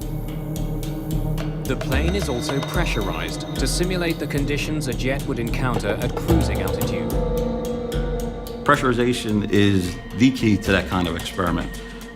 The added energy that you have from the pressurization inside the airplane adds to the damage. You can think of it as a balloon. If you take a pin and you put it in a balloon that's uninflated, you get just a simple hole the size of the pin. However, if you blow that balloon up and you hit it with a pin, it pops catastrophically. When the bombs are detonated, the result is devastating. The force of the blast plus the pressure inside the jet just tore the plane apart. And that's the closest we can come to seeing what would have happened to a jet in flight. The destructive power of bombs on jets is well known. But what the tests at Bruntingthorpe showed was that relatively simple measures can substantially minimize the damage caused by an explosion. One of the bombs in the rear cargo hold was placed in a normal luggage container. But the bombs in the front cargo hold were different. One was placed in a specialized container strengthened with a material similar to that found in bulletproof vests. The other was put in a normal container, but placed beside walls that had been reinforced with a blast-absorbing liner. When the bombs explode, the front of the plane is virtually untouched. We had no breach of the airplane skin with the liner or with the hardened luggage containers. But towards the rear of the airplane or the tail, where we didn't have any of the hardened materials, it was a catastrophic failure for the airplane. The standard luggage container did nothing to minimize the blast. Both the protective lining in the front cargo bay and the hardened luggage container were able to absorb the force of the explosion. It's only speculation, but would steps like these have saved Air India? Very likely. Would they make the industry safer today? Absolutely. Despite the dramatic results of the tests in Britain, hardened luggage containers are not used by world's airlines. While effective at stopping bombs, they're extremely expensive. The hardened containers are not in use now because it's just not economically feasible. The containers cost the tens of thousands of dollars just to purchase, and they're very fragile. They're composite materials, so if you run into the side of them with a forklift, they're pretty much useless from that point forward. There have been significant improvements made to the way that passenger luggage is screened at most international airports. More sophisticated color X-ray systems using multiple scanning beams are now used. But I am indeed confirmed. Wait, I'll get my brother. He'll tell you. Oh, okay. I'll check it through. But you have to check with Air India when you get to Toronto. And there are stricter regulations about luggage getting sent forward on connecting flights. In the case of Air India, the most important thing of all was passenger baggage reconciliation. This is the key to detecting an explosive device or a terrorist. No plane leaves with baggage unattached to a specific passenger inside that plane. And that must be so.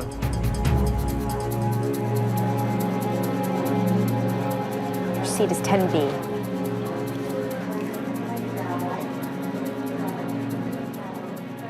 I think one of the most difficult piece of news for the families to accept was the many ways in which this tragedy could have been prevented. I mean, it was absolutely unforgivable that a bag could be interlined to another destination without a passenger accompanying it. The quality of training that security guards at airports get also came under scrutiny during the years after the Air India crash. It's still an area of concern for some security experts. There's a real failure to train security personnel. And that failure is because you cannot pay rent-a-cops subsistent wages to look after your security when you get on board an aircraft. In the Air India case, police eventually traced the bombing to Sikh extremists living in Canada. They're fighting to have an independent Sikh homeland created in India. The man who confessed to assembling the bomb is sent to prison. The man suspected of masterminding the plot is killed several years later while under arrest in India. Both men had deep ties to Canada's West Coast Sikh community. It's a connection that still bothers Lata Pada. It was a deliberate act of terrorism, and hurts even more that they were executed by Canadians on Canadian soil against Canadians. More than 20 years after the destruction of the Air India flight, the shock of the day is still fresh. And many questions remain unanswered. We still don't know who the two people were who checked in the bags. Apart from the basics of who made the bomb, we don't know much about who else assisted them. We don't know who picked up those tickets. There's a vow of silence that has hindered the investigation. This inquiry will be launched immediately. In 2006, the Canadian government launched an inquiry into the Air India bombing, another investigation of what happened and why. The shocking death of so many is a continuing source of anger and disbelief.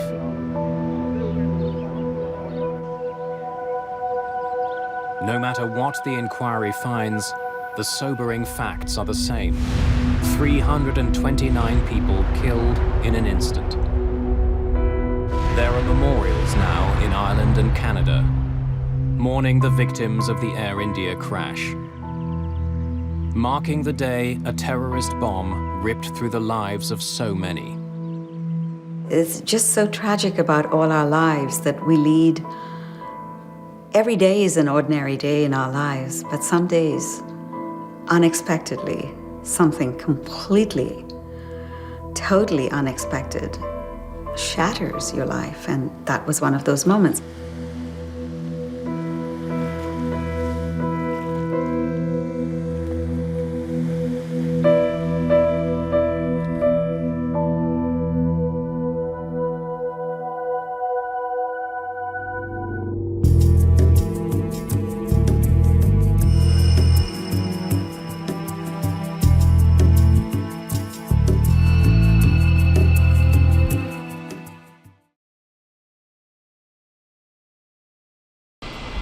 Beatles 28, you are clear for takeoff.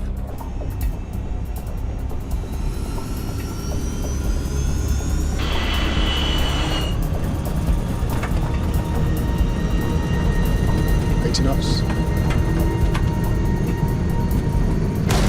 Stop!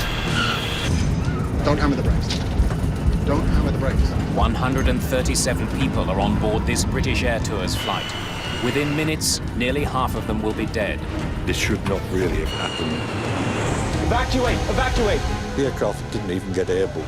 It didn't run off the runway, and yet still 55 people were killed. For investigators, it's a familiar routine. Reconstructing the final moments inside the cabin, analyzing the wreckage and the flight data recorders. In the end, they turn to a psychologist to help them figure out how a survivable emergency turned into one of British aviation's most horrific disasters.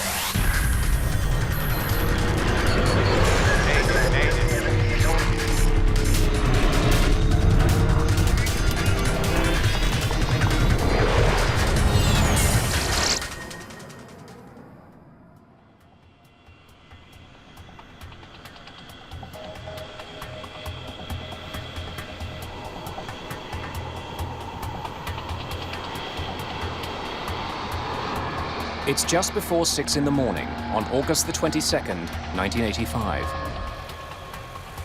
Manchester's airport is coming to life. The first flights of the day are being prepped for departure. British Air Tours Flight 28 is scheduled to take 131 passengers from Manchester to the Greek island of Corfu. British Air Tours is a division of British Airways, specializing in low-cost flights to vacation destinations. It's a chilly morning. A slight breeze is blowing, ideal flying weather.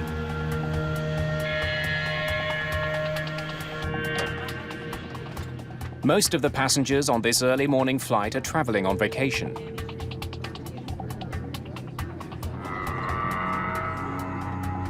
Lindsay Davis is heading to Greece with her boyfriend, Charlie Thixon. All right, let's go. We'd been going out with each other for a year, and that's one of the reasons we were so excited about it. You know, it was our first holiday together. Captain Peter Terrington is in command. I was the senior training captain on the fleet.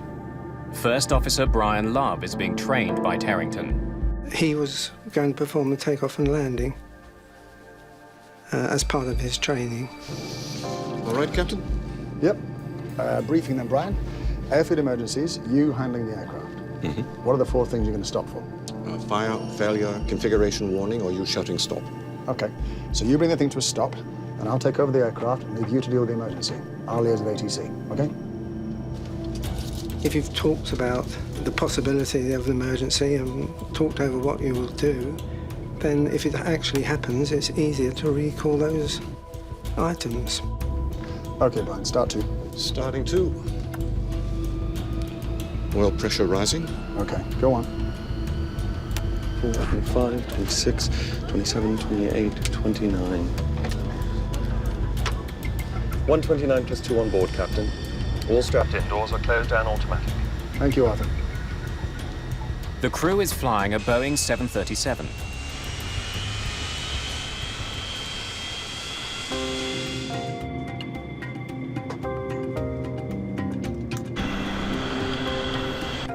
It takes just 4 minutes for the plane to reach the foot of the runway. Beatles 28, you are clear for takeoff. The 737 has 3,000 meters to get to takeoff speed. The engines are pushed to high power. I was sitting by the window, looking out of the window. Everything was normal. The plane was going quite fast. 80 knots. Check.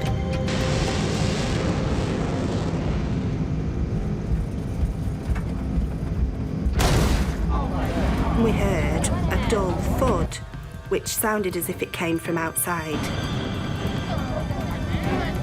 I was really keen to see what was going on outside, but couldn't see anything. Captain Terrington needs to act fast. Stop.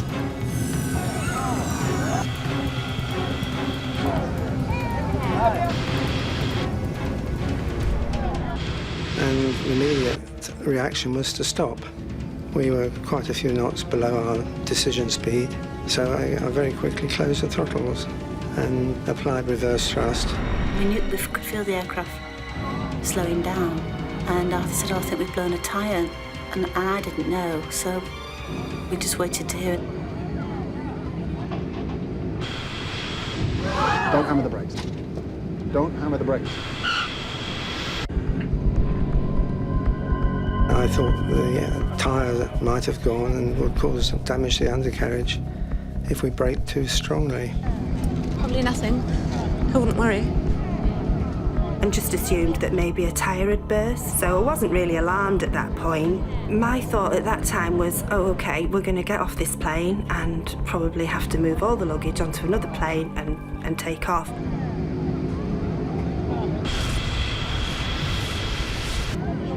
Soon, passengers on the left side of the plane see the real problem.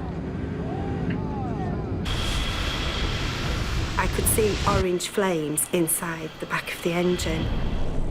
And at that point, I thought, it's obviously not a burst tyre, that wouldn't cause that, and this is perhaps something a bit more serious. Let me by. I'm not staying there. But at that point, I knew that I wanted to get off the plane, and I wasn't happy at all. I knew that there was a fire, and I just wanted to get away from the fire. Smoke is seeping into the cabin. Please sit down. My nearest exit was at the back. I didn't want to go to the back because the smoke was coming in there. So I decided in my mind that I was going to go through the front. I said to Charlie, On, we're going. And that's when I started going towards the front of the plane. Stop it. 28 Mike, we are abandoning takeoff. Looks like we've got a fire on number 1. Looks like there's a lot of fire. Thank you. Plane on fire, runway 24. From where he's sitting, Captain Terrington can't see how bad the fire is. He needs advice from the tower. We have to get the passengers off. I would do by the starboard side. Terrington decides to pull off the runway. Evacuate to the starboard side, please.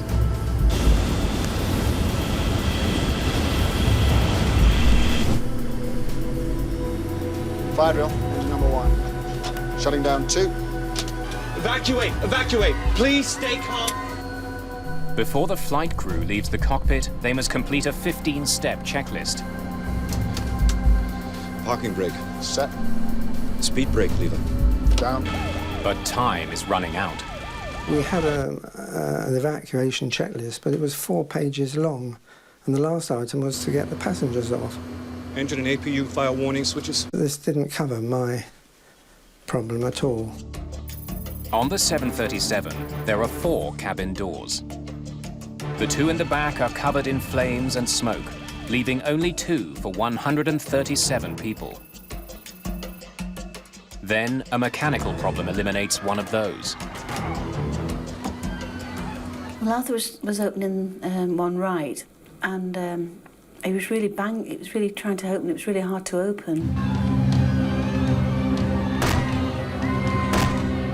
The back of the cabin is filling with smoke. It's making breathing difficult. Passengers rush forward. It just seemed to go on forever before they started evacuating. And that's when I thought, I'm not going to get off, it's going to blow up with all of us on it. Engine and APU fire warning switches. Right now, all 137 people on board are alive. But with every second, their odds of surviving are decreasing. Flight 28 is becoming a death trap.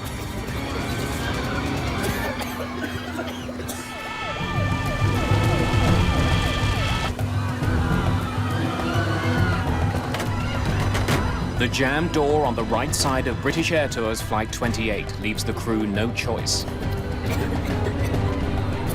They must get the passengers out from the side of the plane that's burning.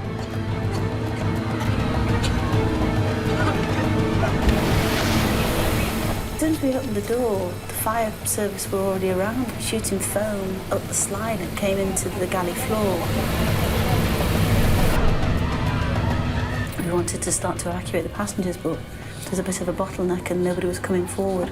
The aisle is quite narrow where the galley is, and they were and then they were pushing forward, and I could see this boy that was really sort of pushed against the wall. He couldn't get out, so I pulled him by his T-shirt, had the yellow T-shirt on, and he sort of tumbled forward, and after that, everybody sort of just tumbled in behind him. And we just directed him down the slide.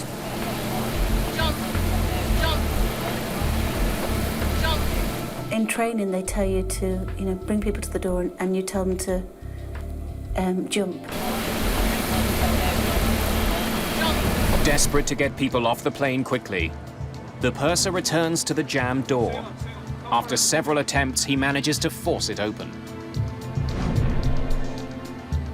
The only time I turned around was to make sure that Charlie was following me. See you out there? One thing I did see when I looked back was people going to the front, towards the front of the plane where the seats are, and pushing the seats forward, folding them down as they went along. So people were trying to rush forward from the back. The chute was open and people were just jumping up straight onto the chute. As I got to the bottom, I didn't look back at all. I was just wanting to get off. Dozens of passengers have made it off the plane, but there are still many more inside. But it was smouldering and it was black, thick black smoke. And Charlie had said that after you'd gone, this black smoke came down, he said, and everybody was screaming and panicking. He said people are going to die in there. Standby power switch. Captain Peter Terrington and his first officer Brian Love are still aboard the burning airplane, and they still haven't completed the steps required to evacuate. There was 4 tons of fuel coming out of that aircraft wing tank. Okay, go, Brian. Go, Brian. I could see quite a lot of flames. Completing the checklist would put their lives at risk. We did as many items as we could, and then we both went out of the flight deck window.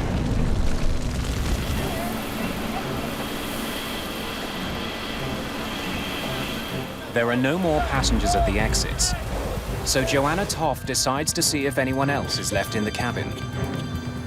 And the smoke was you could touch it. It was so thick, and you could take it was awful, really. Go.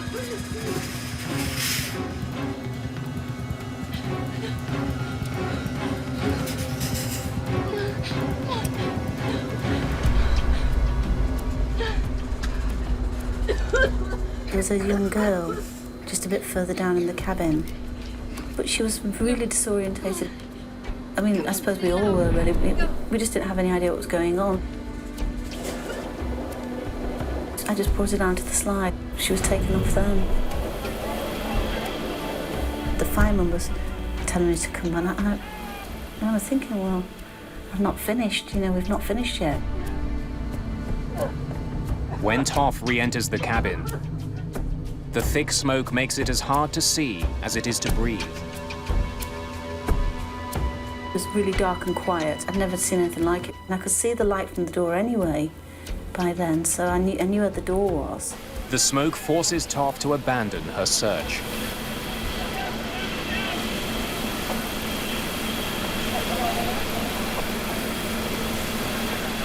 Just minutes after pulling off the runway, British Air Tours Flight 28 has been consumed by fire.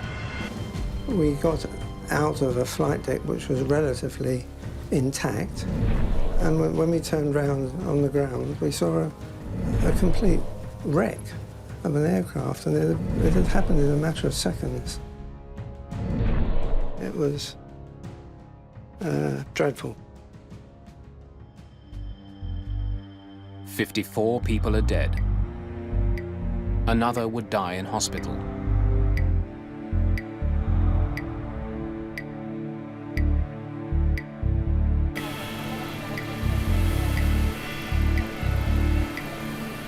There was nothing wrong really with us. We thought nothing physical wrong with us, but our lives changed, you know, just in those few hours.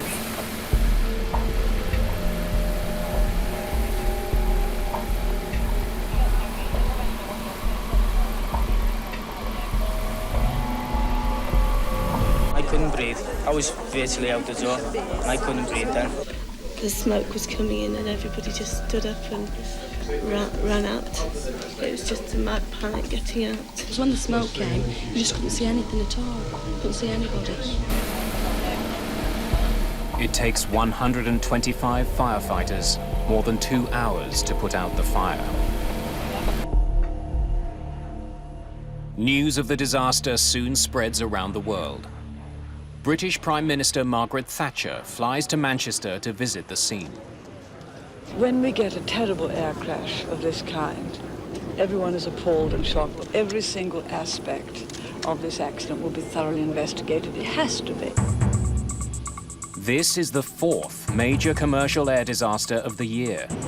In June of 1985, an Air India jet exploded over the Atlantic Ocean. 329 people were killed.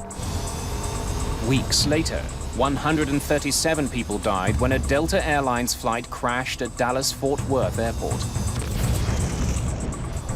And just 10 days before the Manchester crash, the deadliest single aircraft accident in history. Japan Airlines Flight 123, a fully loaded 747, slammed into a mountain, killing 520 people.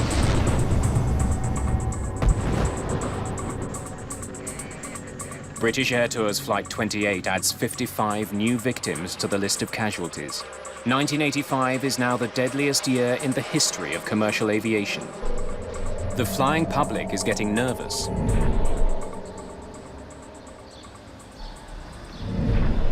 Britain's Air Accidents Investigation Branch sends a team to Manchester to unravel the events that led to the catastrophe.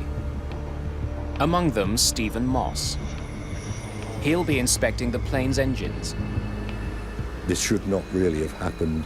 The aircraft didn't even get airborne. It didn't run off the runway, and yet still 55 people were killed. Chris Prothero is also on the team. His focus is on the fire.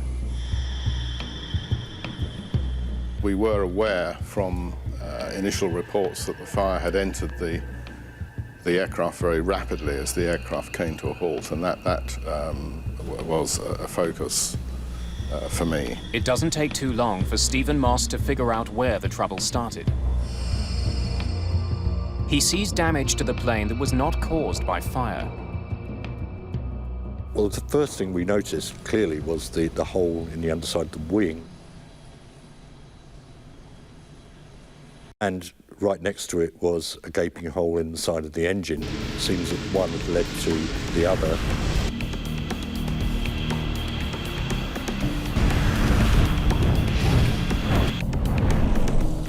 To get a plane loaded with passengers off the ground, you need to generate massive thrust. That power is created when air travels through the front of the engine to a series of compressor fans. It's then ignited, and the exhaust pushes the plane forward. Something had clearly gone very wrong with Flight 28's left engine.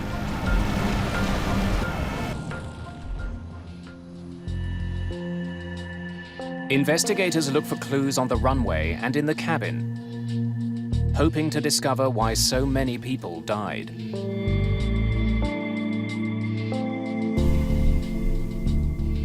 Entering the cabin for the first time, there was as with all aircraft fires, there's an overwhelming and pungent smell. Burning plastic, burnt fuel, burning material had dropped down onto seats, and so the aisles were filled up with the remains of overhead lockers. A scene of devastation. The damage in the cabin is revealing.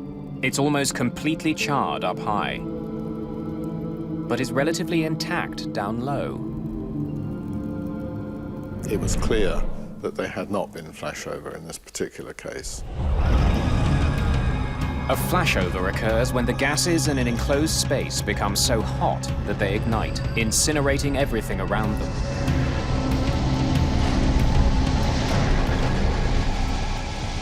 The way Flight 28's cabin is charred tells Prothero about the nature of the fire. Many of the seats squab, cushions, even things like the emergency evacuation cards, which are just plastic laminated cards, were pretty much undamaged. You could have wiped them off and put them on another aircraft and nobody would have known they'd been in this accident, whereas at the upper levels in the fuselage, there was a great deal of heat damage, and this is not a characteristic of a flashover. The fire in the cabin had been severe, but should not have been catastrophic. This leaves investigators with two questions. Why did so many people die? And what caused the fire? The answer to the second question may be outside the plane, lying on the runway. Investigators find a large piece of dome-shaped metal along the plane's path. Stephen Moss can see it's from a piece of the engine called a combustor can. It looks like there'd been a separation of the can from the front end from the back end. The combustion chamber of the 737's jet engines contains 9 combustor cans. It's where fuel and air are mixed and ignited, so each can needs to withstand intense heat. Moss suspects the fractured can somehow blew apart and destroyed the plane's left engine. It had struck an underwing fuel tank access panel and put a sizable hole in that, which directly led to the release of a vast quantity of fuel. Proving the piece of the combustion can penetrated the wing is easy. It fits neatly into the hole in the wing. This was clearly, if you like, the root cause of the accident. The engine on the plane is a Pratt & Whitney JT8D. For Moss, that's of grave concern. At the time, was probably the most widely used jet engine on commercial air transport in the world. And it was obviously pretty urgent that we try and find the cause of this one in order to prevent other aircraft having the same problem. There are tens of thousands of combustor cans in service around the world. One of them erupted in Manchester. Stephen Moss needs to find out why it failed. And fast.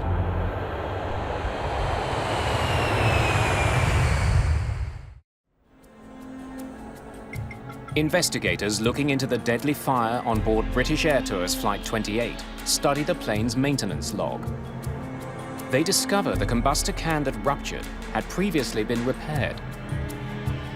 We needed to look at that repair and how effective it was. During a routine inspection a year and a half earlier, mechanics had found small cracks in some of the combustor cans.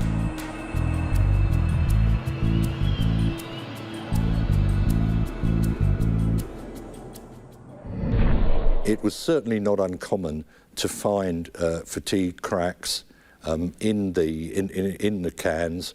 They're operating in a high temperature environment. The manuals give various schemes for repairing these cracks. Investigators find mechanics repaired the cracks according to a procedure laid out in the engine repair manual. They welded them closed. But the crack on can number 9 was unusually long. The overhaul manual did not give any limit on the length of crack that could be repaired, and it was a longer crack than had been experienced before. It was still repaired. After the repaired cans were put back in the engine, mechanics had no way of knowing the weld didn't effectively seal the crack. That's because the cans can't be inspected while the engine is on the plane. Since the repair, there were 11 reports of slow acceleration from the engine that exploded in Manchester. A damaged combustor can could have been a reason for the problem. But troubleshooting guides available to mechanics in Manchester didn't list that as a potential cause. Instead, Pratt & Whitney offered other ways to fix the acceleration problem. It didn't seem to ring any great alarm bells with them, if you like. They'd seen it before, and it had never turned out to be anything serious. So mechanics in Manchester made minor adjustments to fix the plane's idle speed and kept the plane in operation. Cockpit voice recordings revealed that the crew of Flight 28 was aware there was a problem with slow acceleration. Slow acceleration on number 1 engine day before yesterday. I was on the flight, yes, sir. Engineers signed off on it. But the log entry led Captain Terrington to believe that the problem had been fixed. A comment in the TET log for the flight before the last one, that the engine was slow in accelerating. It wasn't apparent as a serious problem because the engineers had done some work and the aircraft had been flying the previous day with no problems. The idle speed adjustments didn't fix the real problem, the cracked combustor can. And it reached the breaking point on Flight 28. Stopping. 28 Mike, we are abandoning takeoff. Evacuate! Evacuate! Please stay calm and don't panic. If the airline had inspected the cans, I think there is no doubt that they would have seen the problem. Investigators now know the origins of the Manchester disaster. The welded crack in combustor can number 9 gave way as Flight 28 sped down the runway. The front of the can was ejected from the engine and put a hole in the underside of the left wing. That led to a huge fuel leak onto the damaged engine, which caused the fire. Engine fires are not uncommon. The body of a 737 is insulated with fire-retardant material to protect the cabin. Investigators still don't understand how a fire outside the plane spread into the cabin as quickly as it did. Fire Inspector Chris Prothero finds part of the answer from viewing photographs of the plane as it sped down the runway. It was clear from these photographs that there was a very dynamic phase to the fire whilst the aircraft was at speed on the runway, which produced this energetic, turbulent, sort of blowtorching type of fire, visually anyway, trailing behind the aircraft. A press photo from the day of the crash leads Prothero to a new theory. The photographs of the aircraft that appeared in the press showed the left thrust reverser deployed. The general impression that one got visually from that photograph was that the thrust reversers had effectively blowtorched fire against the side of the fuselage, and that, if you like, was the explanation as to why the fire had penetrated so quickly. That photograph and the implications of it actually therefore loomed quite large. Stop! There are several ways to bring a speeding jetliner to a halt. One is with the brakes. Don't hammer the brakes. Another is with the engine's thrust reversers.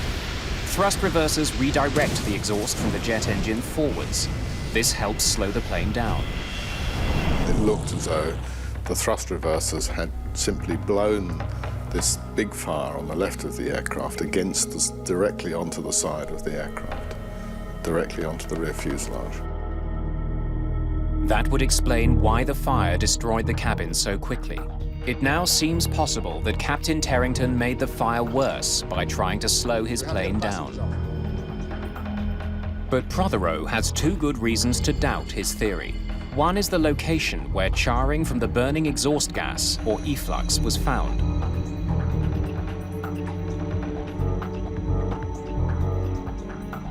The efflux impinges on the fuselage further up, closer to the roof, the crown skins of the aircraft. So actually, the penetration that we had low down did not fit with that. And the other reason is, by the time the thrust reversers were deployed, the left engine had already exploded. But to act as a blowtorch, the engine would have needed considerable exhaust. We did calculations to confirm that the residual thrust from that engine would not have had the energy to have this effect.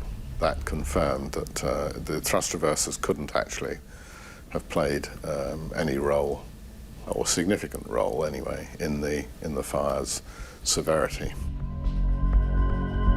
Clearly, something other than the thrusters had caused the fire to spread so quickly. Prothero looks more closely at the data. After examining weather reports from the day of the accident, he finds the answer.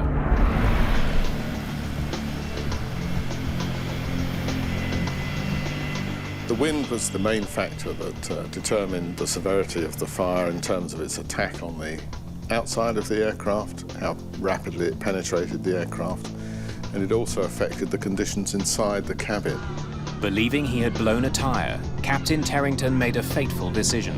Stopping. 28 Mike, we are abandoning takeoff. Well, when we heard the thud and we closed the throttles, it was my assumption that we were going to turn off the runway, clear the runway, ask air traffic for an engineer to come out and check the tyres. Like a highway, an airport runway has a series of exits. Captain Terrington chose one called Link Delta. So we've got a fire on number 1. When we got the additional information of a fire warning, the brain was already programmed to carry out the stop. The crew had been aware that they had a fire, but didn't really appreciate at the time the nature of the fire, the severity of the fire, so they had turned off the runway. Captain Terrington turned his plane to the right and brought it to a stop. He couldn't have realized that doing so would make the problem far worse. There was a crosswind, a slight crosswind, from the left side of the aircraft that was carrying the fire that was burning from the fuel that was pulled underneath the left wing. It carried that fire aft, rearwards, and took over and under the rear fuselage, in between the wing and the tailplane. The wind wrapped the fire around the back of the plane and into the cabin. If there'd been no wind at all, I think the situation would have been very much more benign. Investigators have discovered how the fire started and the conditions that caused it to penetrate the cabin. Now investigator Ed Trimble must solve the biggest mystery surrounding the Manchester accident. Here we had an aircraft which had aborted the takeoff for good reason. It had taxied off and stopped in a taxiway in an expeditious manner, and yet 55 people had lost their lives. So there was a big question as to precisely why that had occurred. Investigators learned that most of the dead were not found in the worst burned parts of the plane. Autopsies will point to the real killer on Flight 28.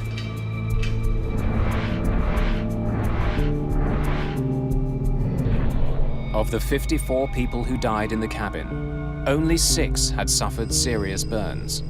All the rest died from smoke inhalation. It seems the smoke in the cabin was particularly lethal. Survivors tell investigators that the smoke was unbearable. The smoke was really black, and it was almost touching you. It was really weird. And they say the effect of that was shocking. Immediately you took one breath of the smoke, you began to feel debilitated, and you knew that if you took another breath or two, you weren't going to make it.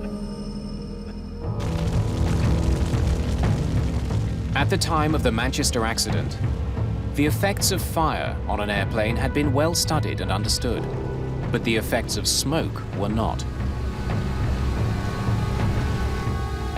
To figure out what made the smoke so toxic, Trimble decides to recreate the fire that burned on Flight 28.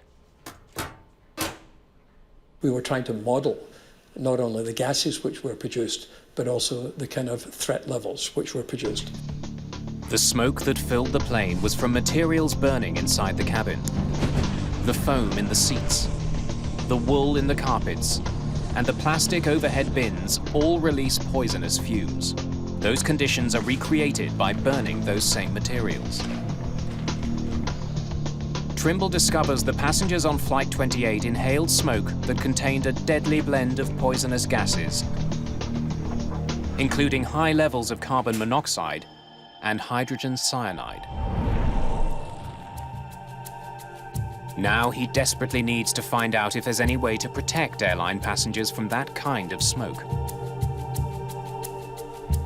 So it seemed to me pretty clear that unless we could protect people's respiratory systems from the assault from such combustion gases, there was little that we could do to improve survival chances from aircraft fires. Over the course of 5 weeks, investigators run dozens of tests, experimenting with different filters.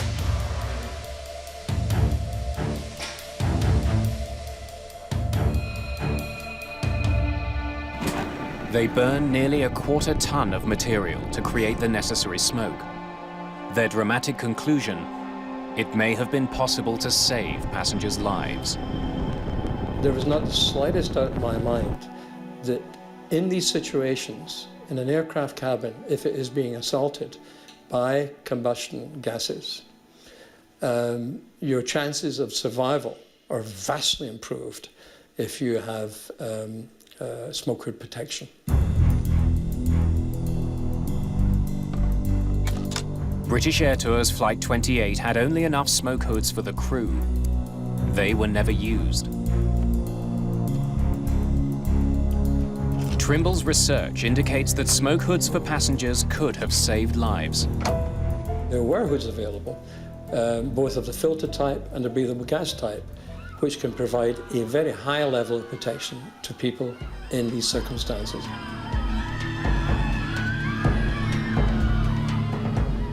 Many of the passengers on Flight 28 would have survived with a few more minutes of breathing time. It was in a blink of an eye, you know, from the time, you know, we stopped on the runway, you know, just within a few minutes, you know, it was all over, really. A full Boeing 737 is designed to be evacuated in less than 2 minutes.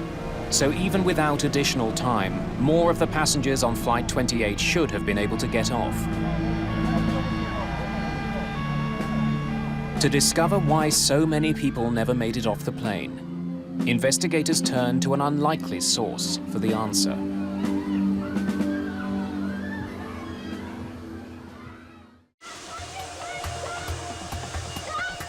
By law, airplane manufacturers must prove their planes can be evacuated quickly and safely. When the 737 was introduced in the UK, Boeing demonstrated that 130 people could get off the plane in just 75 seconds. All public transport aircraft are certificated to the same criteria, and that is that the total complement of passengers must be capable of evacuating from the aircraft using half the exits in the aircraft, generally one side or the other, within a maximum of 90 seconds. But 90 seconds after Flight 28 came to a stop, most of the passengers were still on board. The reason why the evacuation in Manchester wasn't achieved in 90 seconds is because the conditions in a real fire evacuation are completely different from the certification conditions.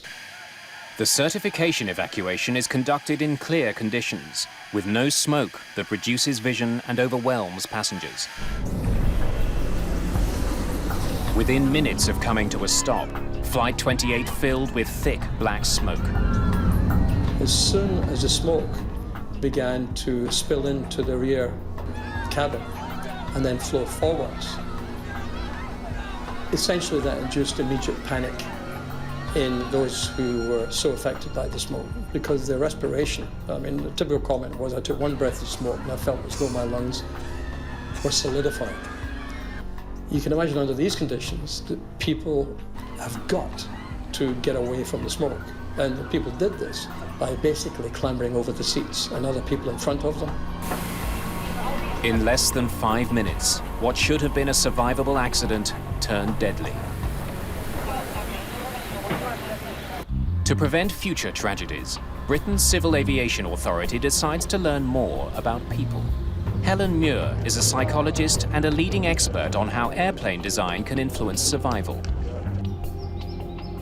She's asked to study the behavior of passengers on Flight 28 to figure out why so many died.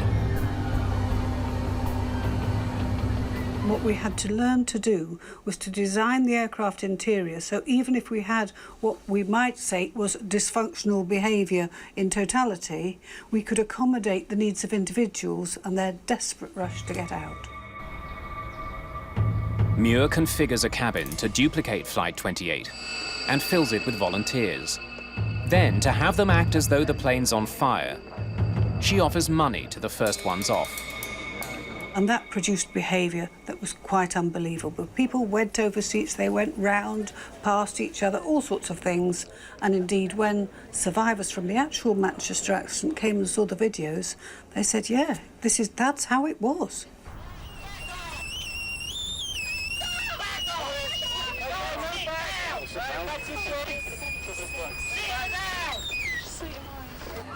The evacuation of Flight 28 was slowed by the fact that passengers became jammed in the bulkhead opening separating the main cabin from the galley. Investigators discover the logjam was created by the design of the Boeing 737. The bulkhead opening was 22.5 inches wide, just enough for one person to fit through. But what they wanted to know was how much wider would they have to make it for people not to get stopped and blocked. We were trying to do as much as we could to recreate the situation which had happened at Manchester and then to systematically vary the aircraft interior to see what changes would improve the situation for passengers. Muir's tests showed the narrow bulkhead opening created bottlenecks that flight attendants had to constantly clear. Increasing the width to 30 inches greatly improved the movement of passengers.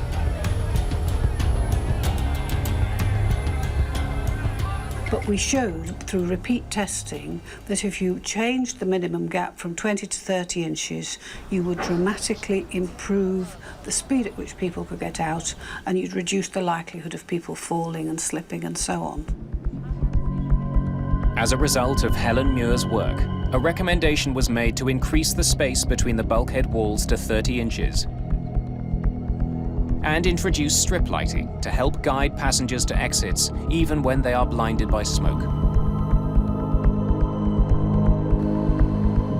Muir also found a way to improve cabin safety without redesigning the cabin. Please sit down. She conducted research on the behavior of the cabin crew in emergencies and found that passengers get off a plane much faster with a highly assertive crew.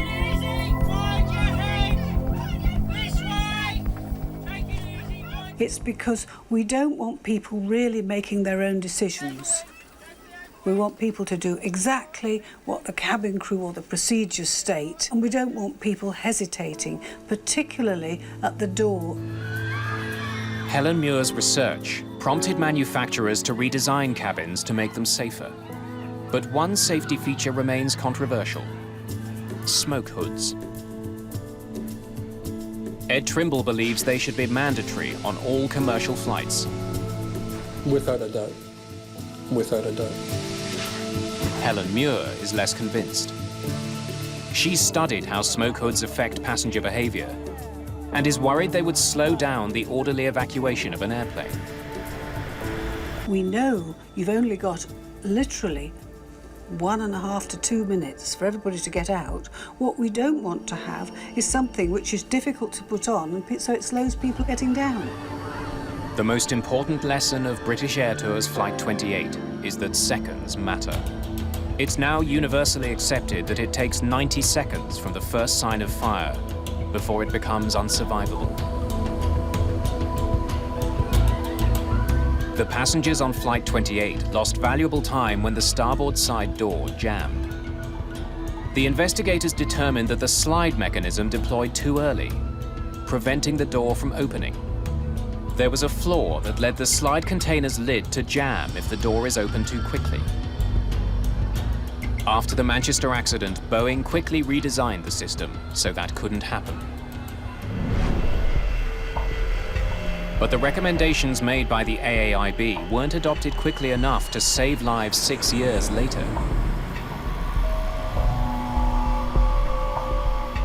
In 1991, a Boeing 737 slammed into another plane on the runway in Los Angeles and caught fire.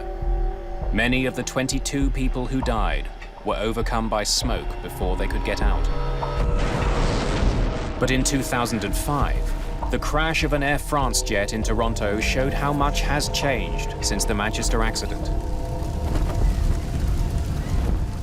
All 309 people got off that plane in just 90 seconds. No one died. Some major changes to commercial airliners All right, the door's open. came about because of a flight that never left the ground. That's the only way I can resolve it, with the death of 55 of my passengers. The fact that flying is now safer. I can't imagine anybody, you know, doesn't wish that it hadn't happened. You know, despite what's been learned and despite maybe the subsequent lives that have been changed, you know, you'd give anything for it not to have happened.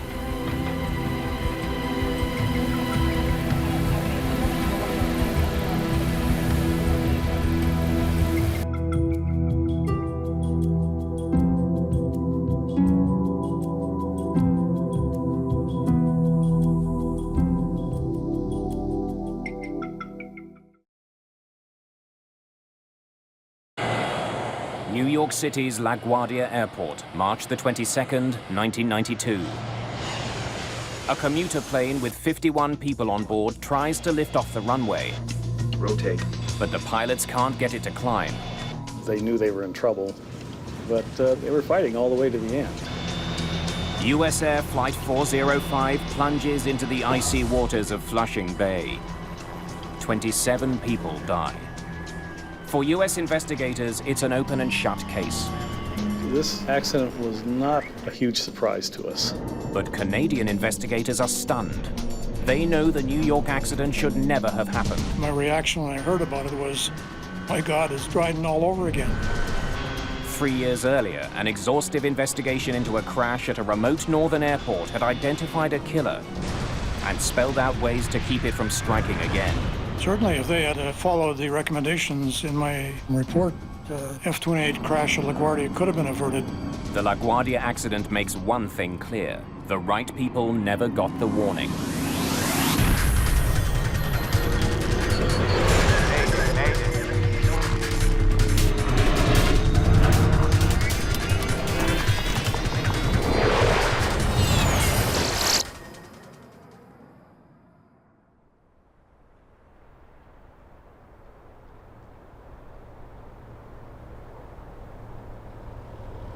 March the 10th, 1989.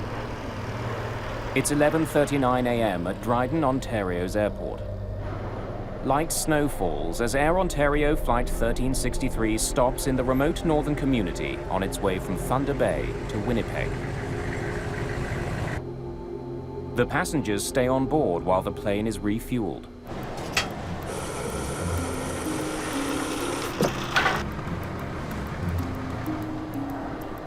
For flight attendant Sonia Hartwick and the crew aboard the Fokker F-28, it's been a frustrating day of delays.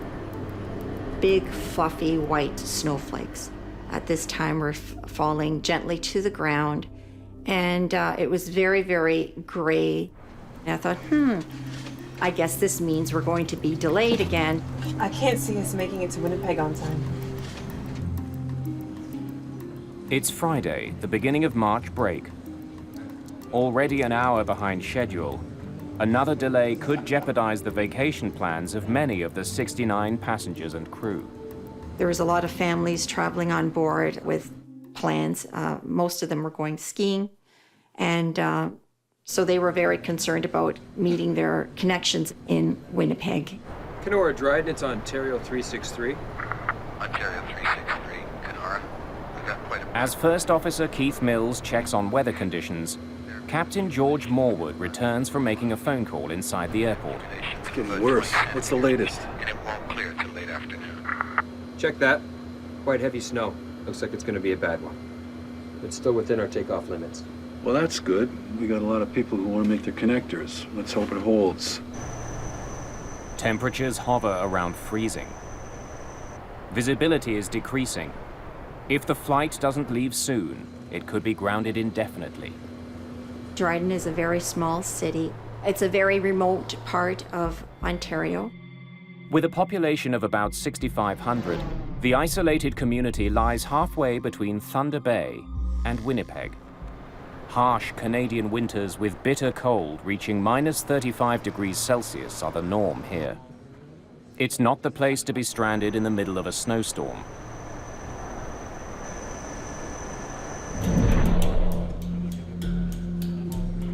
Royal Canadian Mounted Police Officer Don Crawshaw and his partner are escorting a prisoner to Winnipeg. When we did a criminal check on the prisoner before we left, he came up as a violent person.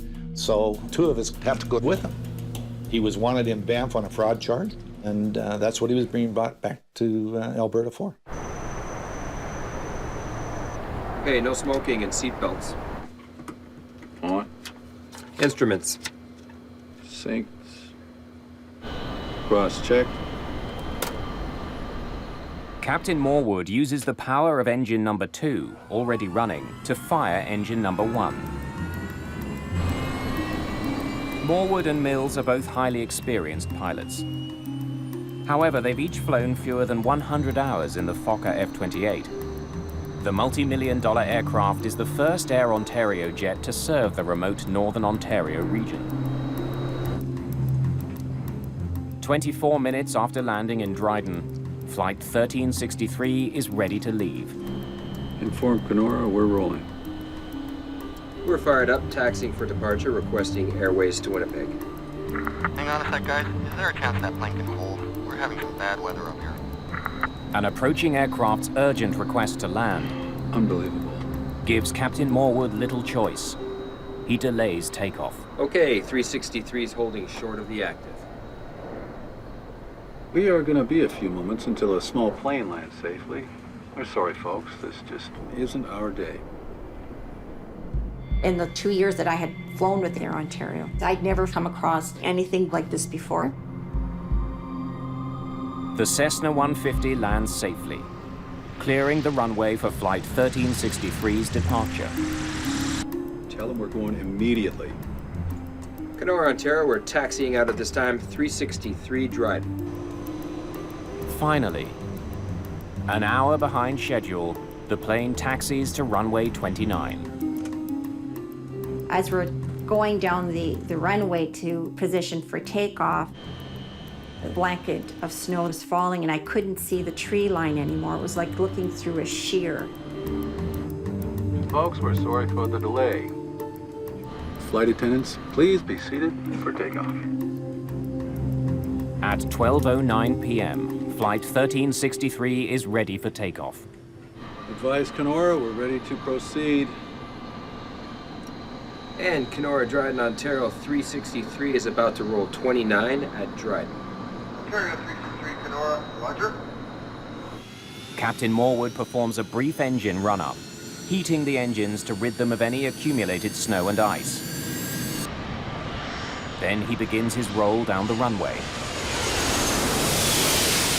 When we're taking off, I'm usually very quiet and focused, meticulously going through a checklist in my own mind. What would I do in the case of an emergency? E1. The F-28 reaches its takeoff speed. Rotate. 80 knots.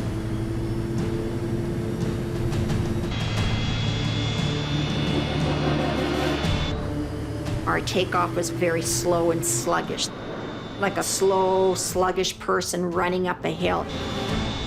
Clearly, there's something wrong. The F-28 struggles to get airborne. We cleared the trees.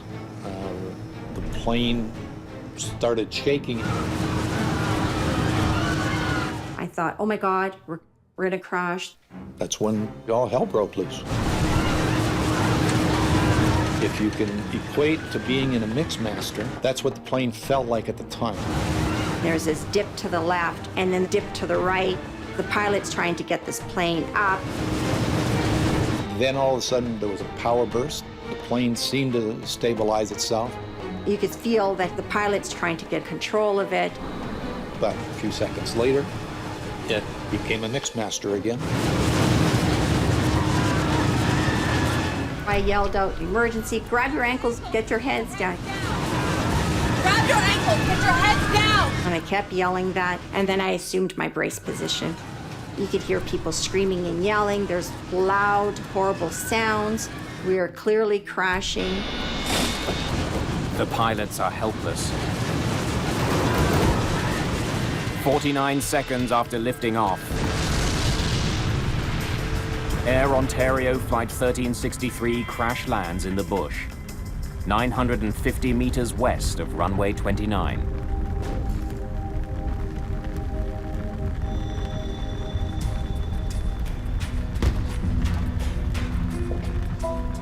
There's carnage of the aircraft all over the place. I didn't know where I was. And at that point, I thought, oh my gosh, I'm alive. I'm still alive, that this is all happening so quickly. When we crashed, we came down on an angle. It ripped the right side of the plane open, and that's how we got out, or else we probably would have never gotten out. Now, the prisoner was still in handcuffs, so I reached over and I took the cuffs off of him there, but he never left me. And then we exited the aircraft. There's fire all around, there's explosions. I'm thinking, oh my God, we're full of fuel. Guys, come this way. And I started yelling, come this way, for people to follow my voice. Come this way. Come on. We're gonna go Passengers this way. scramble for safety before the fire spreads. 45 people survived the accident, but 24 people do not, including Captain Morwood and First Officer Mills.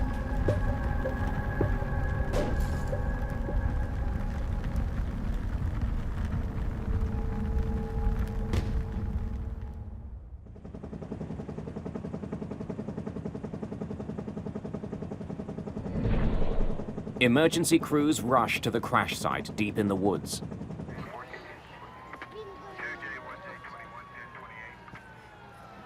The injured are taken to hospital in Dryden. I was very concerned because I kept looking at the wing all the time. I thought it was a lot of snow. Well, I didn't notice anything wrong going down the runway. Like I said, it was just when we started hitting the trees, I knew there was something wrong.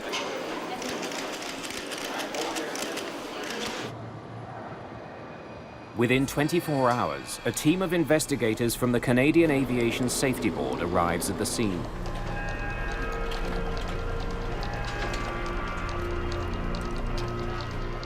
You're going there, hopefully with the idea that you can find out what happened, why it happened, and how do you prevent it from happening in the future. We walked the entire path of the airplane to the threshold of the runway, and then we walked the flight path of the airplane right to the crash site. That was the first thing that I did. I wanted to document what I was seeing by photographing. When you walk in on an accident site like that, there are two things that overwhelm you.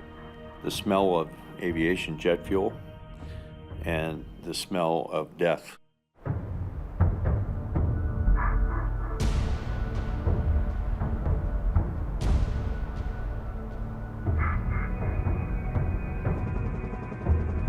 The trees just past the end of runway 29 give investigator David Roer and his team vital clues about the F-28's failed flight. What happened was the airplane went off the end of the runway in what we would call ground effect and just stayed at that height, simply clipping the tops of the trees. Look at how these treetops have been clipped off. It didn't ever fly. You've got 24 people that died. You've got 2 pilots that died and a flight attendant that died. And they died, for the most part, trying to do their job. So you really want to do them justice, but you also have to be fair. And if there were mistakes made, mistakes have to be fixed. From the rear of the fuselage, investigators recover the F-28's 2 black boxes, the flight data recorder and the cockpit voice recorder.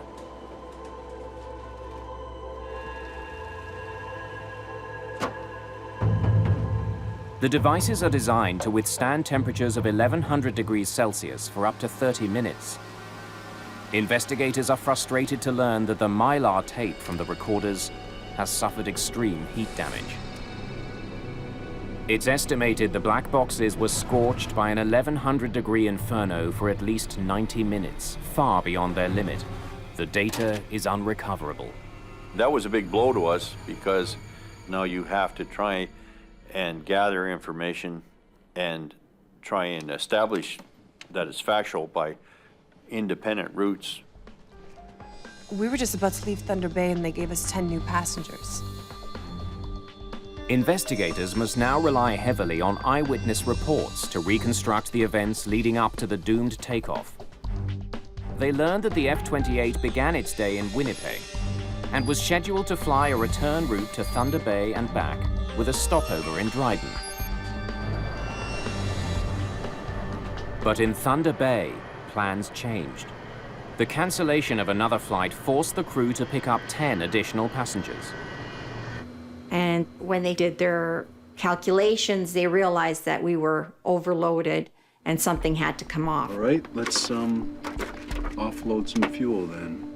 They ended up removing fuel in order to be within the proper weight. Dispatch, Ontario 363. So the flight was delayed an hour.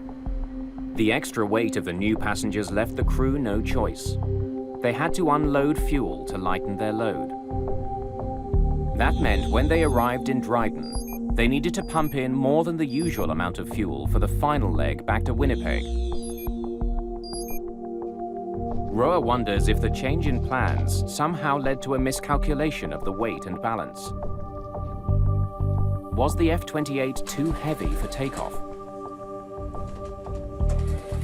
He then uncovers a puzzling detail. The plane's weight and balance form for the takeoff from Dryden was never collected as required. It burned in the fire. Roa is forced to use Air Ontario's standard averages to calculate passenger and baggage weights. The data, combined with the airport's fuel records, allows him to estimate the plane's gross takeoff weight. We knew how many people we had on board. We knew how many bags we had on the airplane. And we knew what our fuel load was. He estimates the F-28 weighed between 62,000 and 64,000 pounds. And the airplane's max takeoff weight was 65,000 pounds. And so we came to the conclusion that the airplane was not overweight. The cause of the crash remains a mystery. 18 days into the investigation, the Canadian government appoints Justice Virgil Moshansky to lead a more wide-ranging inquiry into all aspects of the aviation system that might have contributed to the Air Ontario tragedy. The government was looking for an experienced trial judge, and preferably one who had an aviation background. Moshansky is an experienced pilot with 13 years on the bench. He will work closely with crash investigator David Roa and aviation consultant Frank Black. The new team's first step, assessing the plane's technical systems. The electrical system, the hydraulic system, the fuel system, all of these systems are looked at both in terms of what is their history leading up to the accident and what remnants are remaining at the crash site that can be examined.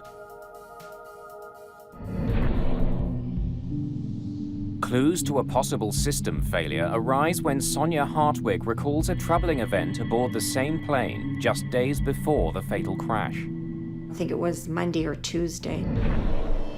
When we took off, there was this smoke that filled the aircraft and there was this horrible smell. I thought, oh my God, we have a fire in the lab. But there was no fire in the lavatory or anywhere else in the cabin. They told us that apparently it had something to do with oil sitting in the APU system. So every takeoff that day, this would happen. The auxiliary power unit is a generator that provides the power needed to start the engines. Did burning oil in the APU somehow cause a fire and ultimately doom Flight 1363?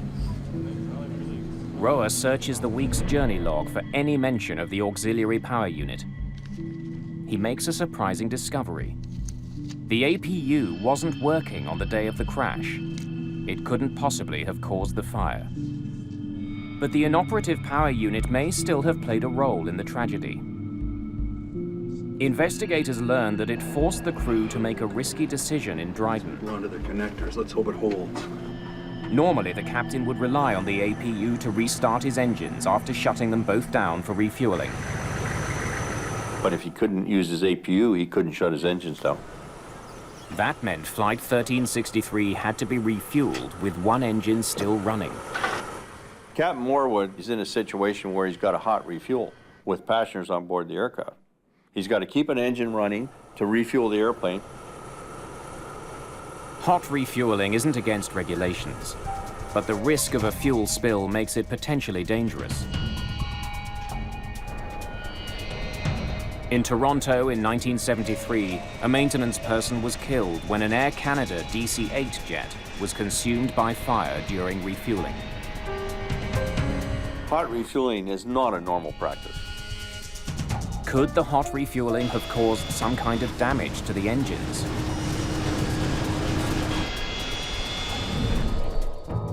The Dryden airport manager, a former military pilot, suspects there was trouble with the plane's engines.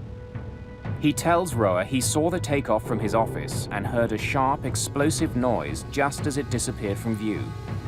To him, it signified a flameout or engine failure.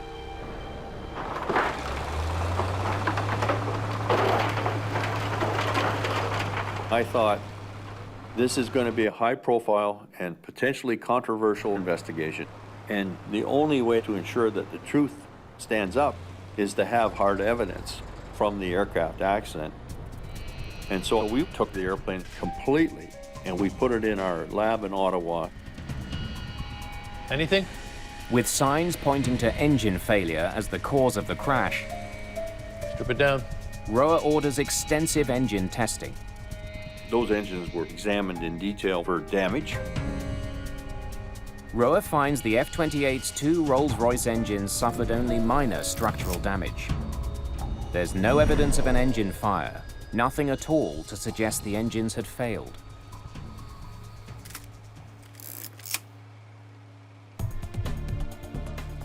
With little physical evidence to explain the failed takeoff, investigators are back to square one. To solve the mystery, they comb through survivor and eyewitness statements. A common thread emerges. They said in their witness statements there was snow and ice on the wings when the airplane attempted to take off.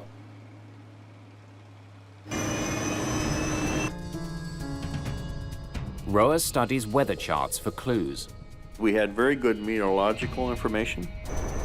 The charts show that during the half hour the F-28 was on the ground at Dryden Airport, visibility shrank from 4 kilometers to less than 1 kilometer because of the snowstorm. And though we may find other reasons, for sure, snow and ice on the wings was a factor in this accident. Sonia Hartwig tells investigators about an unusual sight during takeoff. As we took off, I noticed that the wings just became a solid sheen of gray, shiny ice. Investigators consult the F-28's manuals to study its anti-icing systems. They find that only the wing's leading edges are protected. The aircraft had heated leading edges on the wings. I wonder if the anti-icing system was working. And the heat was provided by bleed air from the compressors on the engine. They found the valves that allow the compressed air access to the leading edges. And they tested the valve to see if it functioned, and it did. The anti-icing system was working. But since it only heats the leading edge, it likely didn't clear ice that formed on the surface of Flight 1363's wings. Investigators suspect that snow and ice buildup, what experts call wing contamination, may have played a major role in the crash. To verify that suspicion, Roa and his team meet with engineers from Fokker. Thanks for coming. Curious to see what you have. Jack Van Hengst, who was the chief engineer, had extensive aerodynamic studies and data on the effects of contamination on an F-28 airplane. Fokker engineers have run simulations of the crash. They were able to get some very good data in terms of the performance of the airplane, simulating the type of loads, temperatures, etc., that the Dryden aircraft would have been exposed to. Investigators make a crucial discovery about the design of the F-28. Because of the angle of the wings, a very small amount of ice makes the plane susceptible to stalling. They concluded that even the most minute bit of contamination on the wing would disrupt the airflow and cause a loss of lift. Well, that answers a lot of questions. The simulations support what witnesses saw. It just barely got airborne, dropping wings, losing lift, and then hitting trees, decelerating to the point where it broke up. Investigators are now certain that contaminated wings caused the crash. But what's still unclear is why the plane was not de-iced before takeoff. Almost all airports in cold climates, including Dryden, are equipped with the technology to remove ice from a plane. But Captain Morwood never requested de-icing. It's getting worse. What's the latest? Investigators need to figure out why. They want to understand what made him risk his own life. Let's hope it holds. And the lives of the 68 other people on board Flight 1363.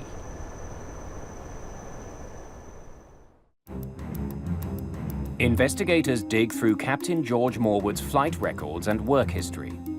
They interview crew members, searching for clues to his behavior.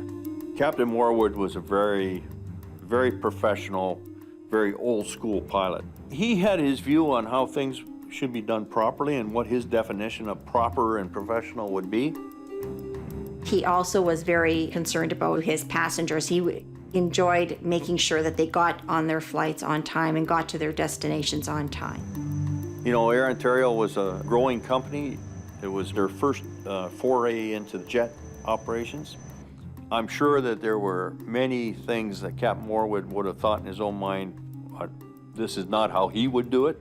And I'm sure at times he probably let the superiors know that. Morwood's history shows he's delayed and cancelled flights in the past because of icing concerns. Roa is stumped. Why didn't he request de-icing in Dryden? Another pilot who was at Dryden Airport that day provides part of the answer. He heard Morwood on the phone to Air Ontario. That is what I have been trying to tell you. He was very frustrated, and he was really concerned about his passengers. Morwood complained to the off-duty pilot about the company. These guys. You want to guess my weight before I left Thunder Bay? 66 and change. I had to offload fuel. Now that... Right. So now what am I supposed to do? No. You figure it out. When he left the terminal, he was observed by witnesses to appear to be very upset and very angry. Investigators wonder what set Morwood off. They try to piece together the pilot's day on March the 10th. This was the 5th day of a very long week for Captain Morwood. And he was the next day leaving with his family on a ski vacation.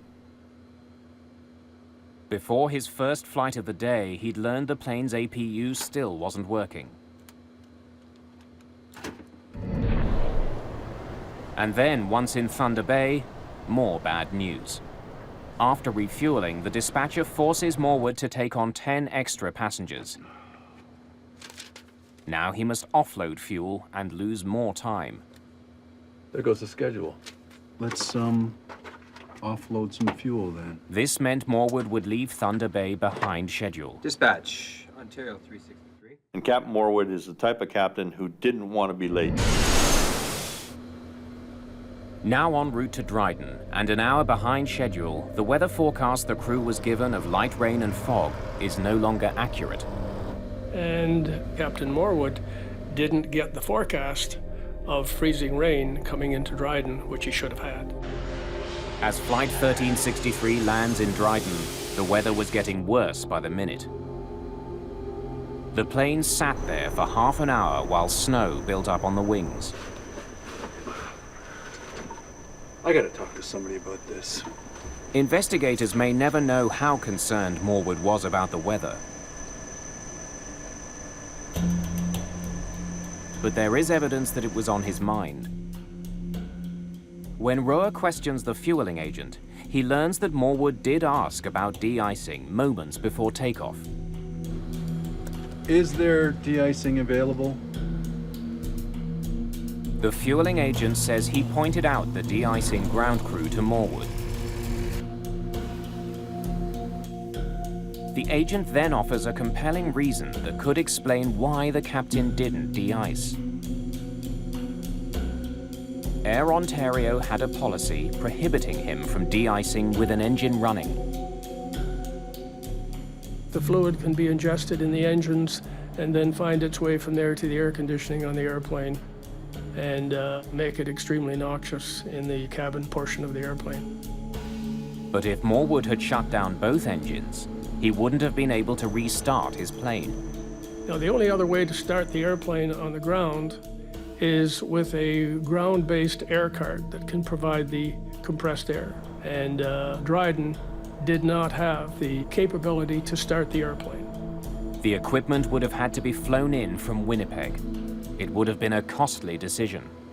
If he shut it down, he would ground the aircraft there effectively, requiring the billeting of passengers in hotels and at an expense to the airline for which he would be answerable. Right. So now what? So he was under a great deal of pressure. No. You figure it out.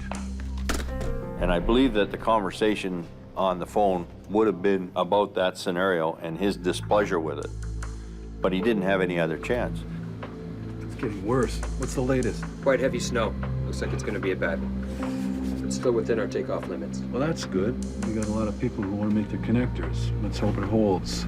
Though the amount of snow on the wings was still within limits, it's what lay under the snow that doomed the flight. The fuel in a plane's wing can get as cold as -40 degrees Celsius. The frigid fuel cools the metal surface of the wing. When snow hits this supercooled surface, it freezes instantly into a barely visible layer of ice. It's a process called cold soaking. And this, of course, is what's disrupting the airflow on the wing and destroying the lifting capabilities. Tell them we're going immediately. Kenora, Ontario, we're taxiing out at this time, 360. The only reason that I can possibly think of that led to his decision to execute the takeoff was the fact that he didn't consider the cold soaking phenomena and the fact that those wings could still have ice on them. Advise Kenora, we're ready to proceed. And Kenora, Dryden, Ontario. Perhaps not wanting to face the consequences of shutting down his engines, Morwood opted to take off for Winnipeg without de-icing his plane. He must have concluded that the ice would blow off on takeoff. That is where he made a mistake, a tragic mistake. But Mashansky concludes that despite his mistake, Captain Morwood is not solely responsible for the crash. It wasn't simply pilot error. There were myriad of factors which were the cause of the accident.